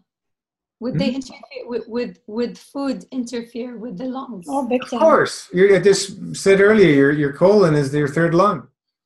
They're tied together. And not only that, but you can also get it from your generations of challenges in the lungs, I mean, not necessarily only through your lifetime. So you can be born with these things, Yeah, I know that I need a deep cleanse, definitely. When you start plugging up the GI tract, you're backing up your lymph system, your organs start getting backed up, so it affects everything. We can't just work on one area. This is where this treatment kind of thinking, you need to work on the whole body all the time. We either plug it up all at once or we clean it all at once. We can't plug up certain parts and we can't clean certain parts. This is fallacy. You Yeah. work on it always both ways. You either kill yourself altogether or you heal yourself altogether. Yeah. Yeah. Take this pill, take these few herbs, and you'll clean everything up magically. 5 gallons of crap throughout your whole body, a little few herbs are going to clean it up. I've never seen it happen. They help, but I've never seen it happen in my experience. You need to clean out the shit, and then you see the magic of the herbs. Right, Sandy? Nour, I have a question for you. So did you come from, I remember you said you were talking about Dr. Morse and the fruit diet. So you came from eating fruits mainly before the Master Fast? For the Master Fast, it was mainly fruits, yeah. Okay. And what's your plan for now post Master Fast? Do you want to stay the way you are right now? Now I'm gonna, yeah, definitely. I'm gonna stay with fruits, and I really enjoy soups. I enjoy soups. I had soup. Before I had the broth. Oh, at the end of the fast, I started having the broth. And I had a few soups after I broke the fast, and I'm planning on continuing with fruits. So I'm having, as you would suggest, I would have fruit first, and then I would wait half an hour. If I was still hungry, I would go for either another fruit. That's what I've been doing. Either another type of fruit, or I would continue the fruit that I would be having before, if I had the leftover, or I would do a salad. You mentioned earlier, like you had the banana and then you were hungry. Is that you only had one banana? Yeah. What do you eat in a usual meal? Like sometimes, people, when they're breaking their fast, I find some people are just not eating enough. And then, it starts driving you mad. You need to eat enough. You don't force yourself, but eat enough so you're satisfied, not bloated, but satisfied. And so you have enough bulkage to move through and sweep out the stuff that the fast has loosened up. So that's also a mistake some people make when they break the fast. You know, the first day is not going to be that much, I mean, you know, but you want to have enough so it moves through. And you'll find that the more, as you keep practicing fasting and fasting over and over and eating, you'll see that the bowels will work better and better and better. You know, everybody's a little bit different, but when I do these long fasts, whatever, even the dries, and you know, when I eat, I'm in the bathroom within a few hours at the most. And this is where we want to work toward getting the bowels functioning properly. You know, when you grow up in a life of being all constipated, it's a good relief when your bowels start working. And you know, it takes what it takes, but we keep working at it, because it always improves. Everybody's going to have different paces and so on and so forth, depending on our genetics or whatever, and our lifestyle and our environment. Everything has an influence. You know, family members we live with, it's all going to influence you. Everything, the people you hang out with, blah blah blah, where you work. So we do the best we can, and we stay focused to keep those bowels functioning properly. And if they don't, help with enemas. Don't listen to all the crap that they do anything but good. That's all they do. They only help you. They really You can do it for the rest of your life every day. It's not gonna harm you. Yeah, the enemas are great. They're really amazing. I actually I stopped doing them when I finished the fast, because I just, at the end of the fast, for some reason it got difficult for me to carry on with the enema. So sorry, my voice, do you hear that? Okay. Because of what I just said. It became more difficult for me, and so I was really happy to not do them anymore. And I just had my first one yesterday, and after I had it, it was like magic all over again. So sorry, go ahead. I'll ask you after. Yeah, it felt great. And then it felt great, and I had a lot of energy. Oh, they always would after Yeah. after releasing. Yeah, and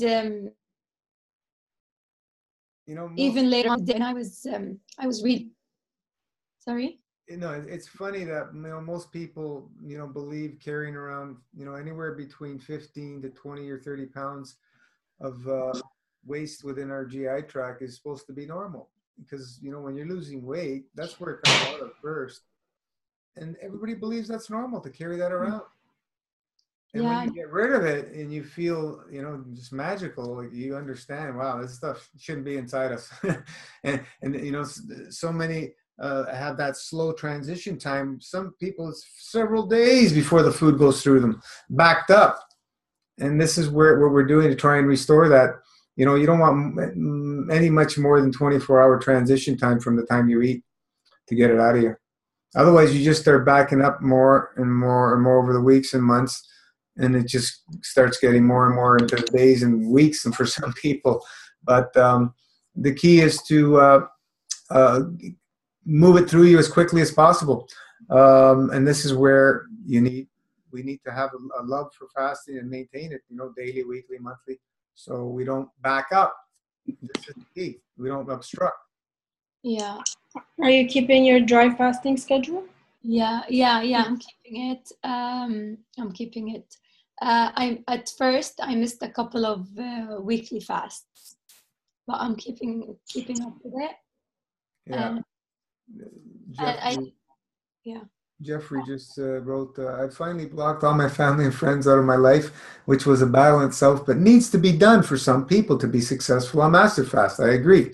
I still have one aunt in LA who is my support via cell phone if needed, and our page. Awesome. Yeah, this is a tough thing for some people. Just, if you want to heal, some people really have to break free and get away. Otherwise, they're not going to heal. They'll end up dying. I've seen it over and over. Family pressures them to go through the system, and they're not allowed around anymore. It's sad, but this is the reality of the ignorance. What it does, it drives people to their death. Nour, what do you mean by the enemas were difficult at the beginning? Yeah. physically? Like, I mean, like they were painful, or you just didn't want to do them? In the beginning. I'm not the master fast, after the master fast, because today you said that's your first enema or something. I just, for some reason, at the end, I just couldn't hold the water in anymore. When you were eating? No. The end of the master fast? No, approaching the end of the master fast, I just couldn't hold the water in anymore. I don't know why. Although it was. So you skipped them? Did you skip them? No, I kept doing them. Yeah, definitely every day. And when you ate, you just didn't do them? Yeah, when I started eating, I didn't do them until yesterday. And it felt amazing, and it was easy. It wasn't difficult at all, and I could hold it in normally. But I just remembered something about eating that I forgot mentioning. When I first broke the fast and when I started eating, I did have a couple of days where I just didn't eat. I only had juices and I didn't eat. So at first I felt like, for example, if I ate today, I felt like I should not eat the day after it for some reason.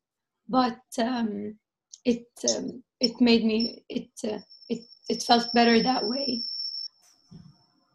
But I've been eating every day for maybe 4 days now. 5 days now. And sometimes I do, for example, right now, I feel like tomorrow, I need to not to eat. But I wanna ask you, because I don't want to be also depriving myself or doing something that I shouldn't be doing. For example, if I had one whole mango, that's enough, right? That's enough, right? It all depends on the size and the person. Some people may need, one big mango would be enough. Some may need 2 big mangoes. If smaller mangoes, you may need 4 or 5, 10 of them. I don't know. Everybody will be a bit different. But we're not going to the craziness of, like eating 20, 30, 40 bananas or something like that a day. It's just, I couldn't do anything anywhere near that. 20 bananas a day. Yeah. I can't, even though I was a big eater, I was never able to do that. I even tried it. There's just no way. I think I hit 20 was the most, and that was tough. I was forcing myself to get that done in a day. It's just, I go, this is ludicrous. It doesn't make any sense. So, this is where less is more lifestyle, is where we're going to reduce our effects on other living beings, which are also plants. Less is more when it comes to everything, every single thing in life. Just more, and everything is connected. And you're still in the second phase. It's gonna last after 180 days. It's gonna last at least 6 months. So be focused. Stay on it. Keep your dry fast. Maybe go into one of the mini massive fast options. Just stay focused. Don't worry about the weight. Wait till it will happen when your body's ready. It may take a year or 2 before everything starts balancing out. This is the way it is. It takes what it takes. We don't focus on that. It's a challenge being out in society when people are, condemning you because you're too skinny and this and that. But meanwhile, most of the population is overweight or obese. And this is the way it is. Yeah, I was gonna ask you, Nour, what's your weight now? I haven't weighed myself since I weighed it the last time after. But you have gained, right? Definitely, I'm sure. But go ahead. Yeah, I haven't weighted it yet. Yeah, I haven't. Okay. What other improvements have you seen in these past few months? A lot of improvements. I think my vision has improved. My vision, I'm sure about that because, long ago I had the LASIK operation, Oh, okay. Yeah, and after it, I felt like my vision got a little worse, but now I feel like it's better. Other than the vision, um, there, I mean, it's a list. It's a list. It's Uh, in your blog, in your post. my hair, sorry.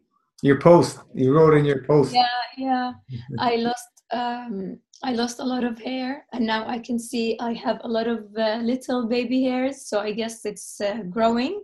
Mm-hmm. Yeah. My flexibility has improved. The in the thoracic spine extension is amazing. I'm just really looking to gain strength now, which is one of the things I want to ask you about as well in a bit. What else has improved?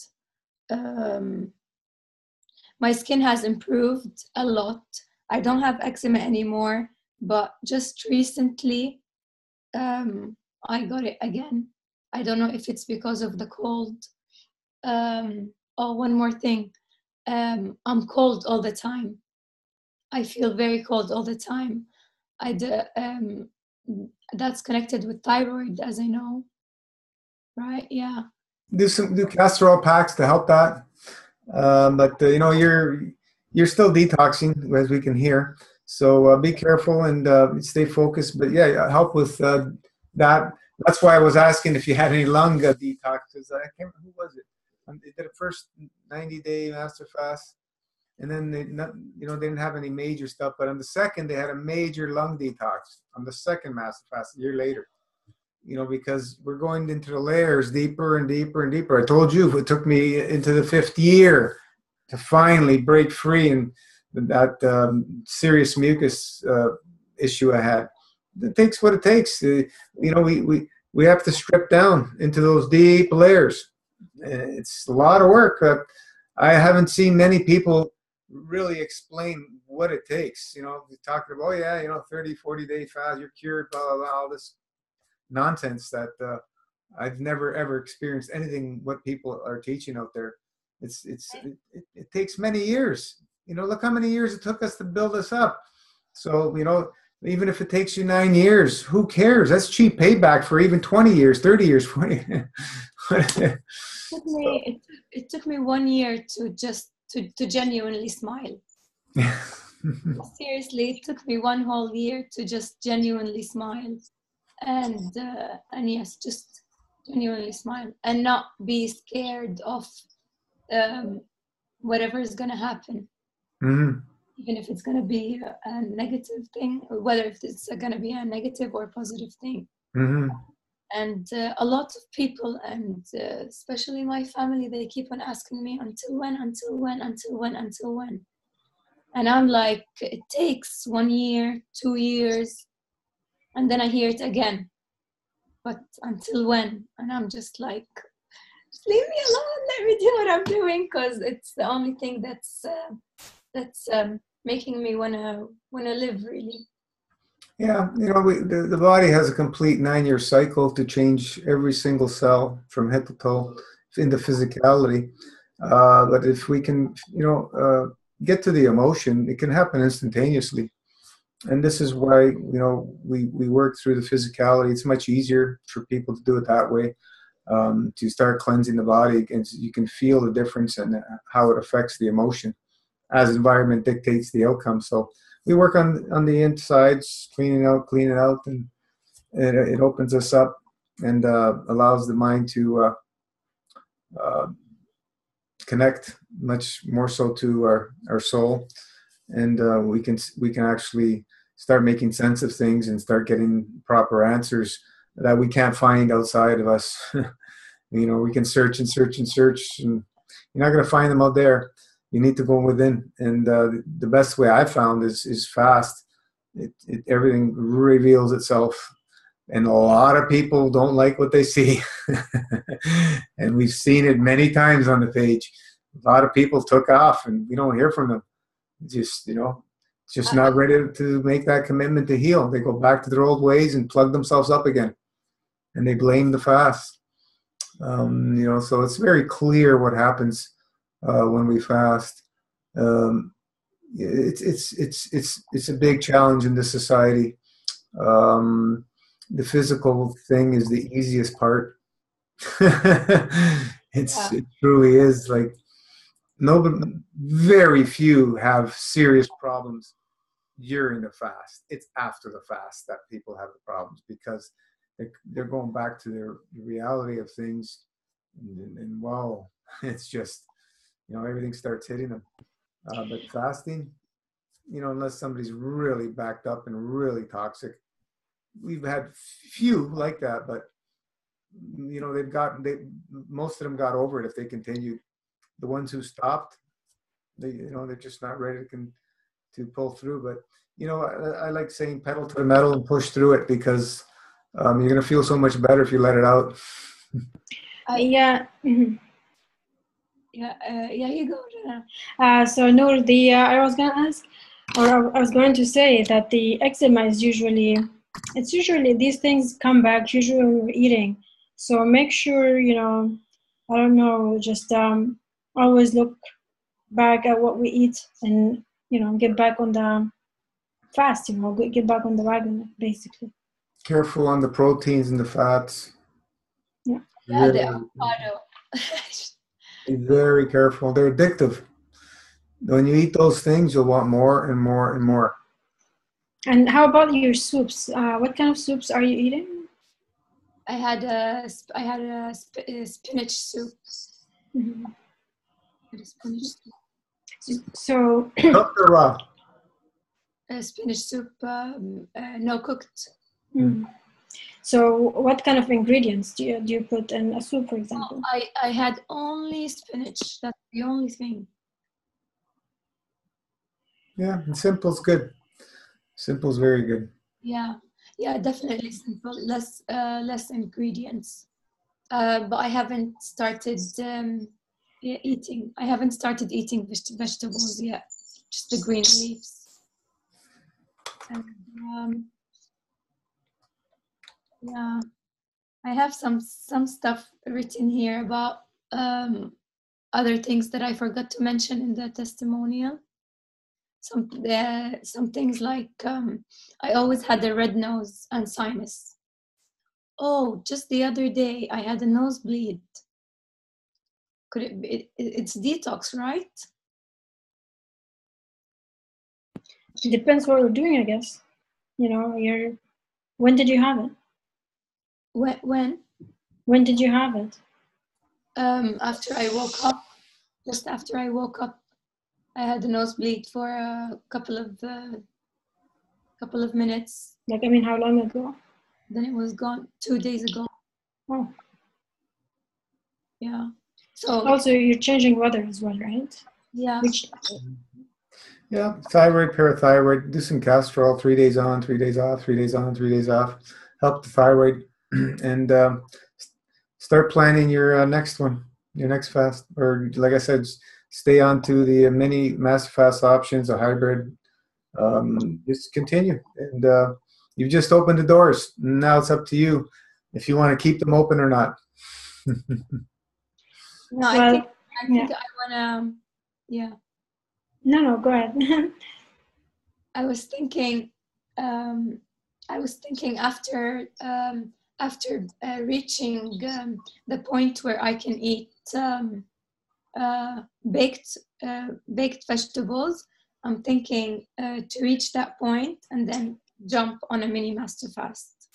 That's what yeah. Is your digestion is working well, all this and that? Like I said, once we go into those foods, you're going to want more of those foods. The best is to stay with only fruit. Most people will not do that. The second is getting in some greens, right? Did you try baked fruit or steamed fruit? No. Those are very satisfying, and they're not obstructive like we go into the veggie family. Once we move away from fruit, we get into more obstruction, even in the veggie realm. and then we go into the other stuff, the nuts, seeds, avocado. That's even more obstructive, proteins and stuff. And then as we move outwards, sort of the spiral, it gets heavier and heavier and more obstructive.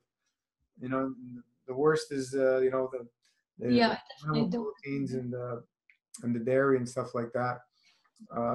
And then of course there's also included all the corporate foods that who knows what the hell they put in there. And then because that's what I've been realizing, like for example, they would say fresh bananas, for example, dried bananas, and you take the pack and you look at it, and there's oil, there's I don't know how many types of oils. That's not fresh anymore. And it's tricky. It's very, very, very tricky. And a lot of people will like, there's nothing left to eat. There's nothing left to eat. Try a baked banana or plantain and put some maple syrup. Very good. I'll definitely do that. Nour, honestly, you're doing amazing. Breaking your fast. Very good job. It's been what, 1.5 months? Really good job. Trust me, you are doing well. Okay. I would stay with raw. I wouldn't go back to cooked food. I would stay with raw. It's much less addictive. And then maybe with raw you can do some kind of master fast, mini master fast. Yeah, the raw is not addictive at all. But when we go into anything cooked, it's more addictive because we're putting it in a stronger GAN state. It's more higher energy. But at the same token, some of the foods, when we do that, they're more obstructive, and that's the problem as we move outside of the fruit kingdom. So you have to be careful. Like when you do like a baked potato, baked squashes, they're pretty much mucusless up to a point, but they are heavier, right? If you can keep them out, it's better for you. Yeah. When you stay 100% raw, you won't think about the other stuff. When you start going into the cooked, you'll want it more. It's the way it is. More variety as well, right? It's more variety. Not really. You don't have to have variety. Have something you love. What you love, whatever fruit you love, even if even if it's the only thing available around you and the only option, I would eat it every day if it tastes good. This is how bad our food tastes. I'm not joking. Simple is best. Yeah. Eat the things that taste good to you, the fruits that taste good to you, and I would keep it fruits. The big meal would be fruits, and then if you want, have a salad maybe every day, like when you eat fruits and then salad, fruits and then salad. Just keep it simple like that. It's up to you where you want to go with it. It's okay for if you want to go into the cooked world, there's nothing wrong with it.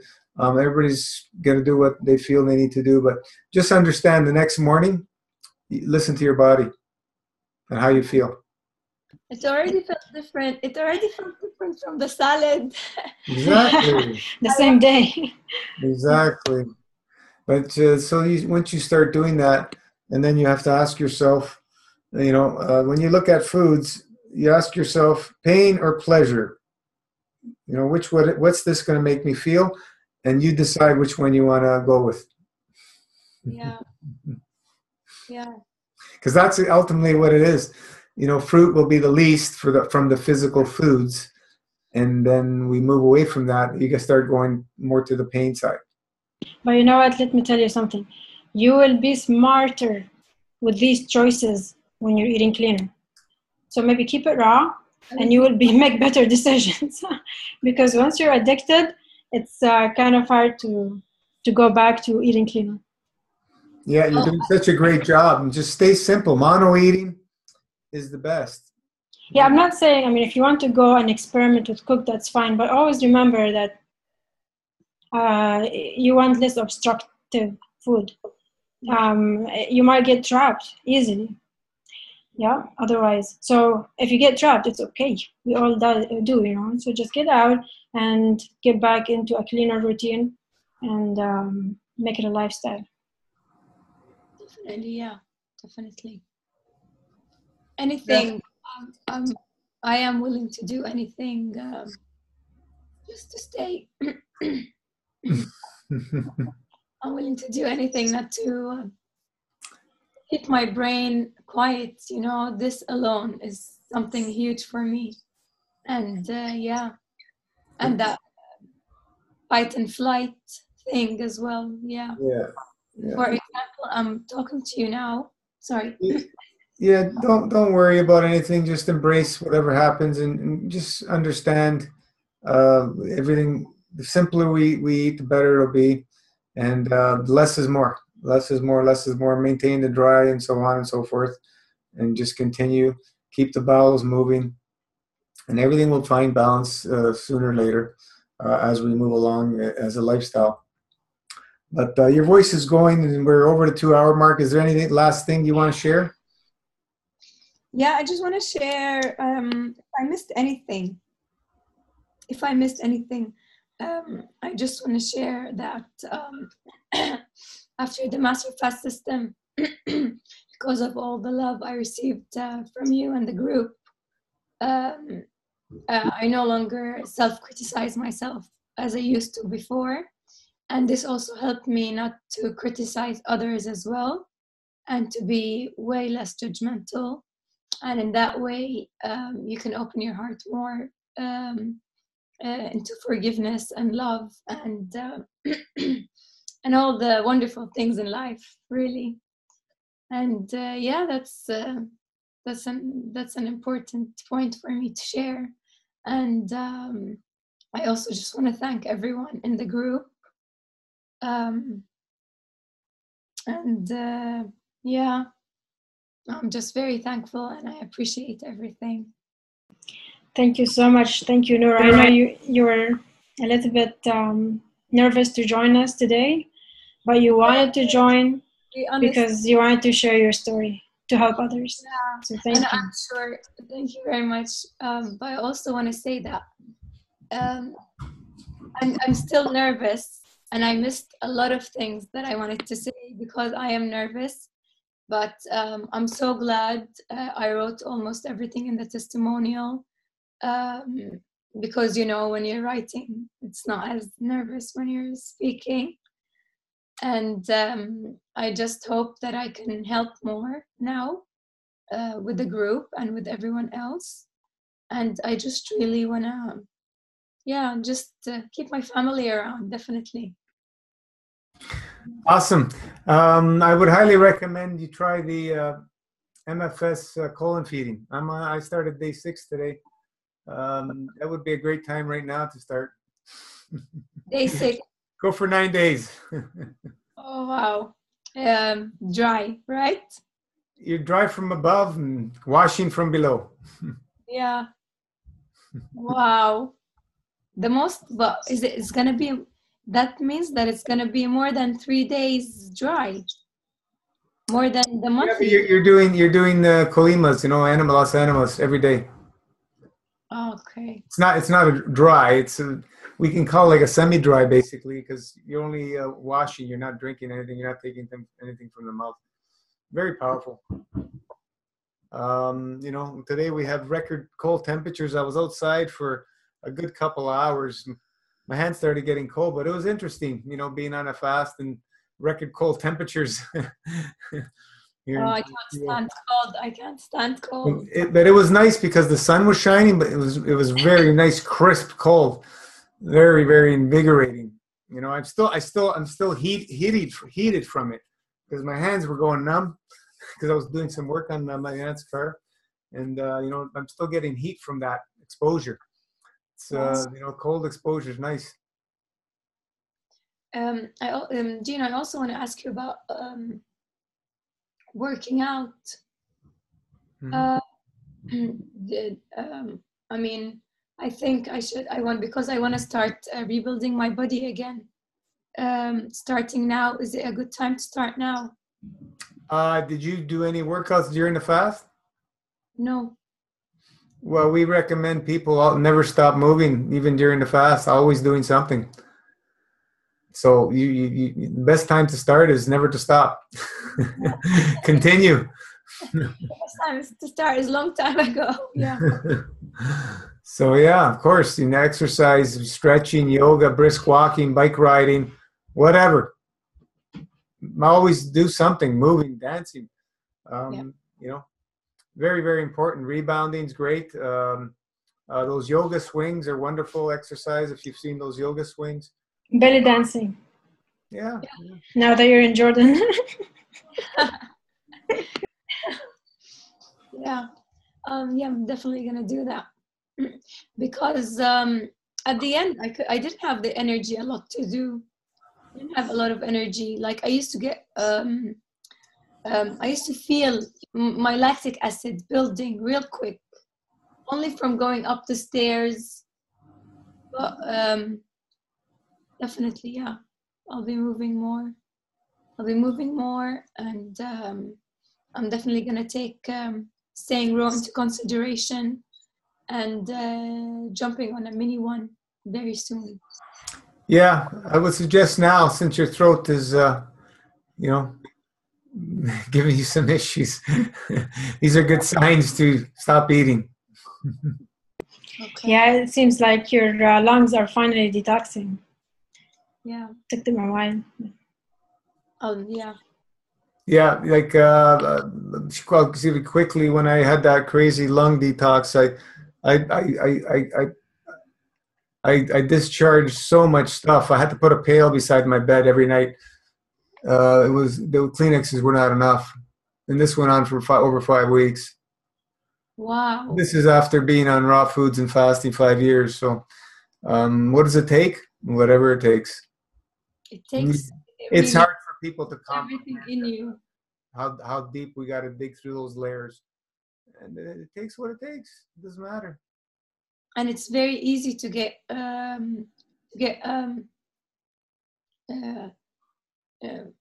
confused with the rest of the people around you. Oh yeah, you're sick. You're doing something wrong. Blah blah blah blah. You have to hear it all. It's and just to start going, because I've been home almost all year.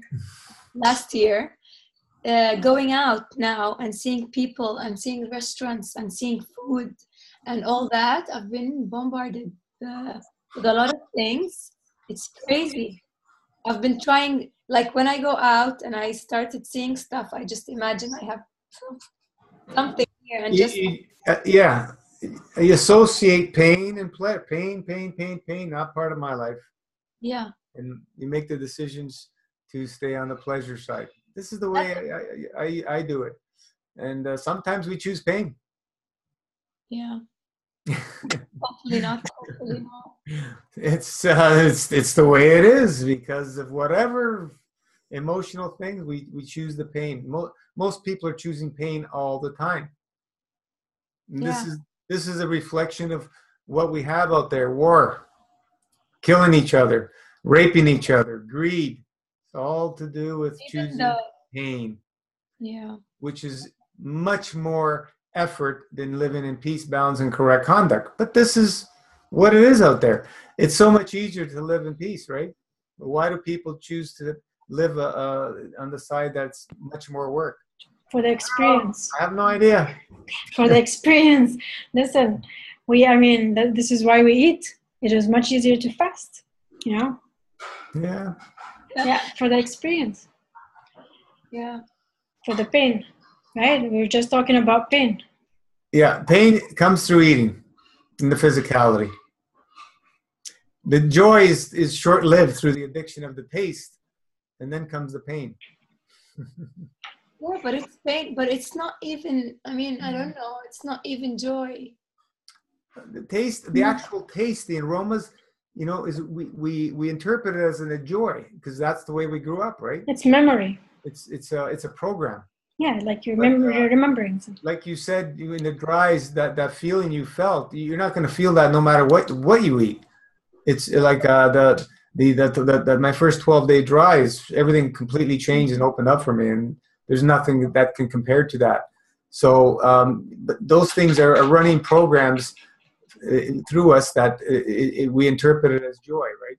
But then comes the pain because every bite there's an emotion attached to it. So what were you feeling when you were eating? And a lot of people don't eat when they're happy. Yeah. They're just doing it through a time whatever, lunchtime, dinner time, right, whatever, and they're just programmed to do that eating, no matter what the emotion is. They're feeling horrible, grief, this, that, they get upset, and that all gets stored and stored and stored and built and built and built. And this is how we obstruct the body physically and emotionally. There's blockages on both ends. And then we come with Master Fast to help them clean them out, and then they go back. And the vicious cycle starts again. Yeah. We have to choose. Yeah. But I'm done with cycles. That's the thing. I'm sick of this cycle. Well, yeah, sometimes we're going to have to do a few cycles to really understand and look and make the proper choices, and it's okay. Not everybody's going to jump in and be perfect right away through. I've never seen anybody do that.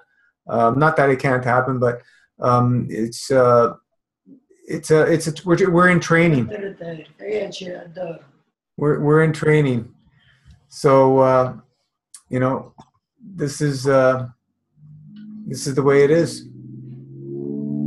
Yeah, and it's definitely like we live and we learn. We live and we learn, definitely, and we learn from our mistakes. Yeah. All right. And I just started getting comfortable. Can we do more? You know what? Gino is making the colon feeding protocol sound very attractive. He said to take pictures before and after your whatever your colon feeding protocol. And Gino, today you're glowing, I have to say. And so are you, of course, Nour. Yeah, I mean, there is a difference. My goodness, there's a difference in the way we look. I mean, I want to do this colon feeding. It's powerful, very powerful. I'm gonna try it. Yeah. Sounds like a good cleanse before a nice long master fast. Jonathan, can I move in? I want Master Island. I saw why. They made it my home. I'm not. It's amazing. It's a group now, but I really hope and I wish for it to become something even bigger. Yeah, if there's enough intent and emotion, we'll manifest whatever we want. Like I said, I was jokingly, but it's not a joke. If everybody invested $9,000, we'll buy our own island and make it a Master Fast island. It's not an impossible thing. If do people want something like that, it can happen. It's not really out of this world to happen. Especially today, there's people making all these millions on their cryptos. It's easy. Somebody who loves the lifestyle and wants to donate an island, we'll be flying over immediately. We don't need no donations. We create our own reality. Well, this is how you create it. By somebody's donating, we're creating it because that's our intent and emotion. That's all okay, we will create somebody to donate. It's all part of the cycle. Not donate, sorry, but they gift it. Here, let's do it.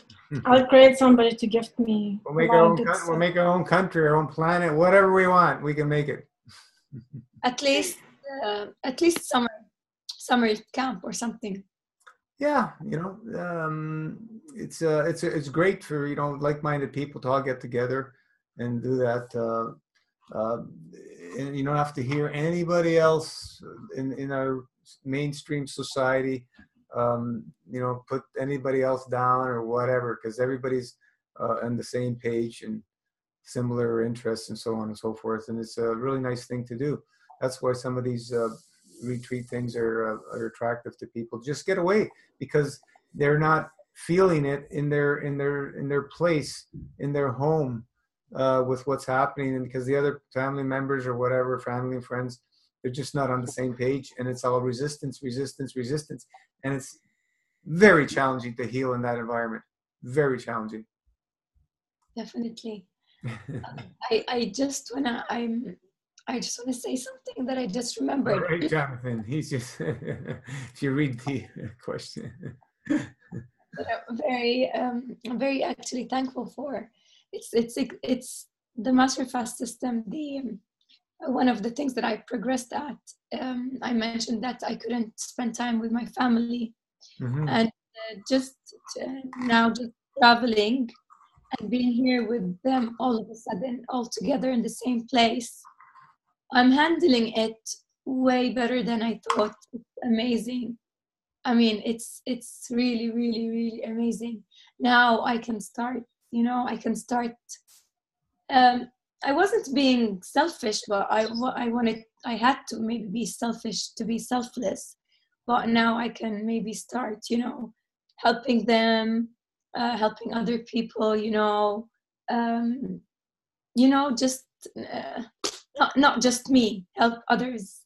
And that's when, as you said, when you give, you will receive. Yeah, this is why we have the group. You know, we need to help each other. I can't do it all. Yeah. You know, we have many admins, and everybody has a life, and so on and so forth. But we need somebody always there on the page. So if anybody needs help, there's somebody there to help. That's what it's there for. And it's been working beautifully for the last 2.5 years. You know, the support's been amazing. Has it been for 2.5 years? You started the when September 2015 is when we. Yeah. So just under 2.5. Wow, that's great. I started doing videos at the beginning of 2015. I had no intention of going beyond anything like that, just a few videos, and then some interest started happening. And here we are. What started happening? People started getting interested in what I was saying. They wanted me to guide them and stuff, because I guess what I was. We knew he's the master. When I knew what I was saying, they made a little bit of sense to some people, and that's how it all started. Because I've been helping people on and off for many years, in different ways, and so on and so forth. It was never. I never had really any intention just to help people, and the way it turned out, if we were going to do a page and a website, that, it had to be the best support system. That was the goal, and that's what it's become. Helping people by truth and by what you're doing and by spreading the truth. This is just nothing tops that. In all the years and all the groups, I've never seen a support page like what we have in Master Fast System, and all the alternative health groups and so on and so forth. And I went through a lot of them, and I just was reading stuff, and was just, what are these people doing? Whatever. I don't have all the answers, but it's just, I went through so much of what everybody's done. So it's not like I was coming from a place of theory and all that. I've done a lot of the stuff, and it's very hard for people to believe how many things I've tried. You know, I destroyed my health after gaining very, very good health, and now I have to work my way out of that, which has been great. You know, I've been trying to catch a cold for over 3 years now, because a cold, when you get a cold, it's a beautiful time to jump on a fast, because it's a deep purge. And I haven't been able to get a cold, so hopefully I get one soon. But I better make use from what I have right now. Stop eating whenever you have anything coming to the body. If you're eating and something comes up, whatever it is, cold, flu, pains, aches, stop eating, because that's the best way the body can bring itself back to balance and purge whatever's. But these are obstructions. You know, whatever it is, it's an obstruction somewhere. And how do we get the energy to flow? We stop eating so the body can purge, because food is not something really that we're designed to do. Whether people believe it or not, we need energy, not food. Nothing wrong with eating, but, you know, if we live the lifestyle of less is more, we'll, you know, get the little joys out of the eating, and we're going to get the huge benefit from keeping it minimal. And living on light plasma or prana, whatever you want to call it. And because that's what we're doing anyway, most of the day. We're not eating 24 hours a day, you know. And when we eat, I keep asking, where does the body get the energy to digest that food from? It's a lot of energy to digest. Where does it come from? It doesn't come from the food. No wonder I used to feel dead tired whenever I eat anything before.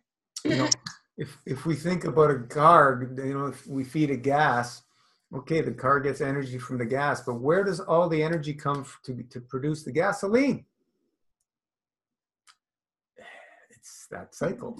So in a human body is completely different. We're already born with this infinite energy source.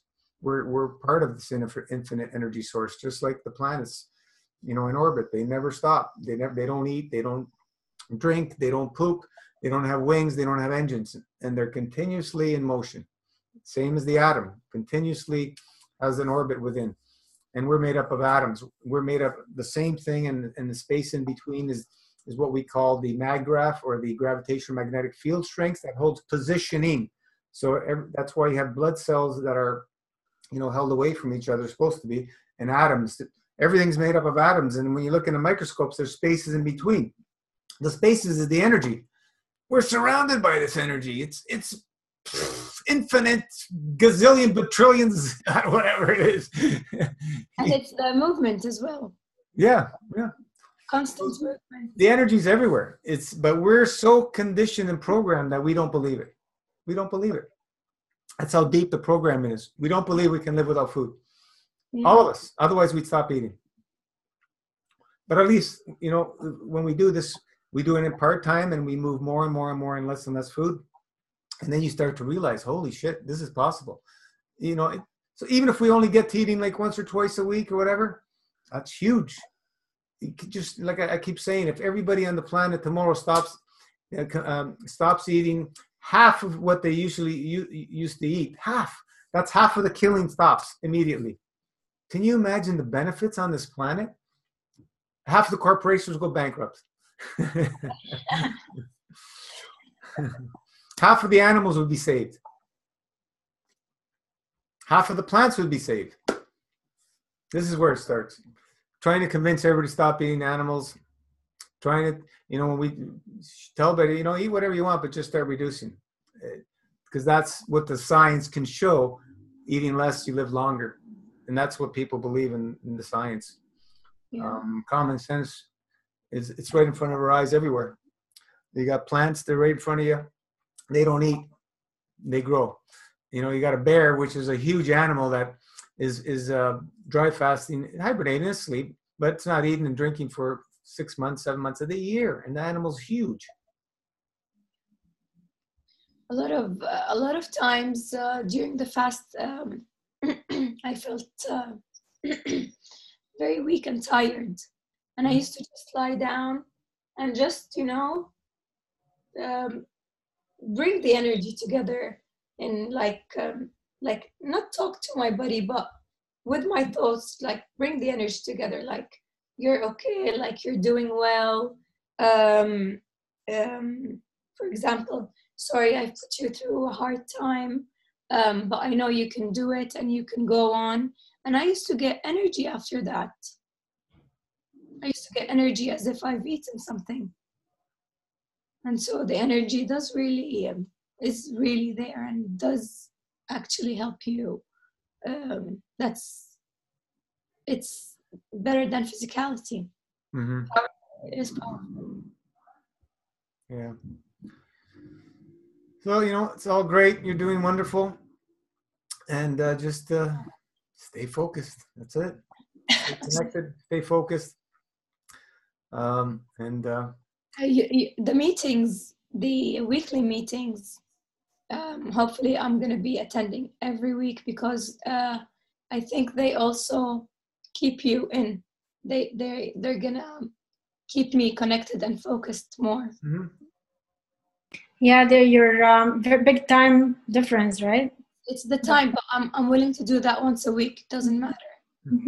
We do Wednesday live on Facebook. If I get a chance, most of them I do.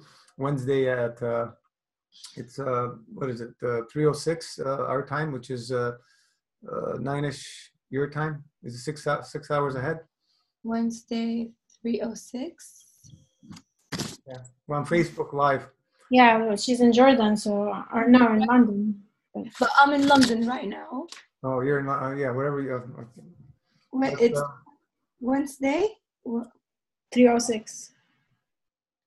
Yeah, I've only missed very few, but I usually can get in and do that. Yeah, whenever there's gonna be a meeting, I'm gonna attend. Hopefully. Yeah, it's not as nice as Zoom, because everybody has to type and I'm the only one talking. but it's for people to connect and ask questions. It's easier than typing. Mm-hmm. Yeah, I haven't been reading the chat. Yeah, I think we answered all the questions. There wasn't really much statements. There weren't many questions, and I think Gino went over a few of them. Yeah, Diane, Gino, and Rani both look so young and vibrant. I've had the opposite comments from many people. Thank you.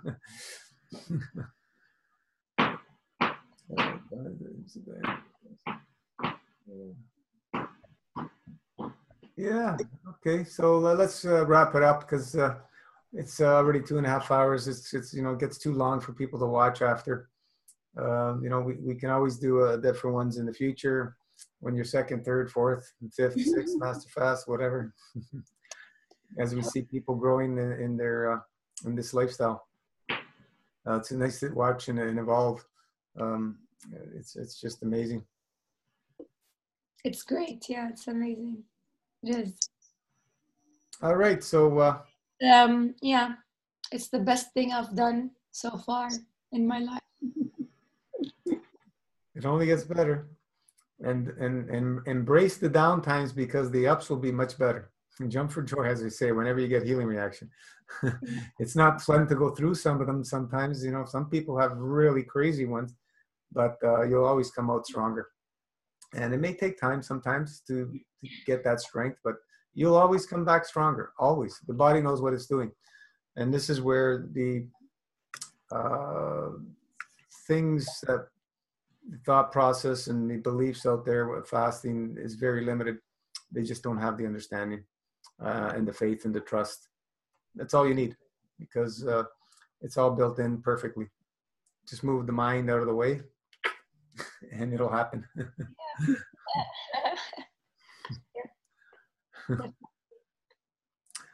It was great. All right, Nour. Thank you so much for sharing your time. Thank you so much. Thank you. Sure. Great. We'll see you guys on the page. Thank you guys for staying and listening. And I'm sorry if what I was saying wasn't very much in order. But it was perfect. It's excellent. I never have no orders. Whatever comes. This is the way it is. Thank you so All right. much. Thank you again, Nour. Thank you, Nour. Stay focused. Welcome. Thank you very much for staying. Keep that plasma love flowing and everybody connect into it. And every day at 4:30. I love you all so much. Big hug to all of you. Same to you. Thank you so much. Thank you so much, Moon. Good night, good day, wherever you are. Good morning, I don't know. Ciao, ciao. Ciao. Ciao. Bye.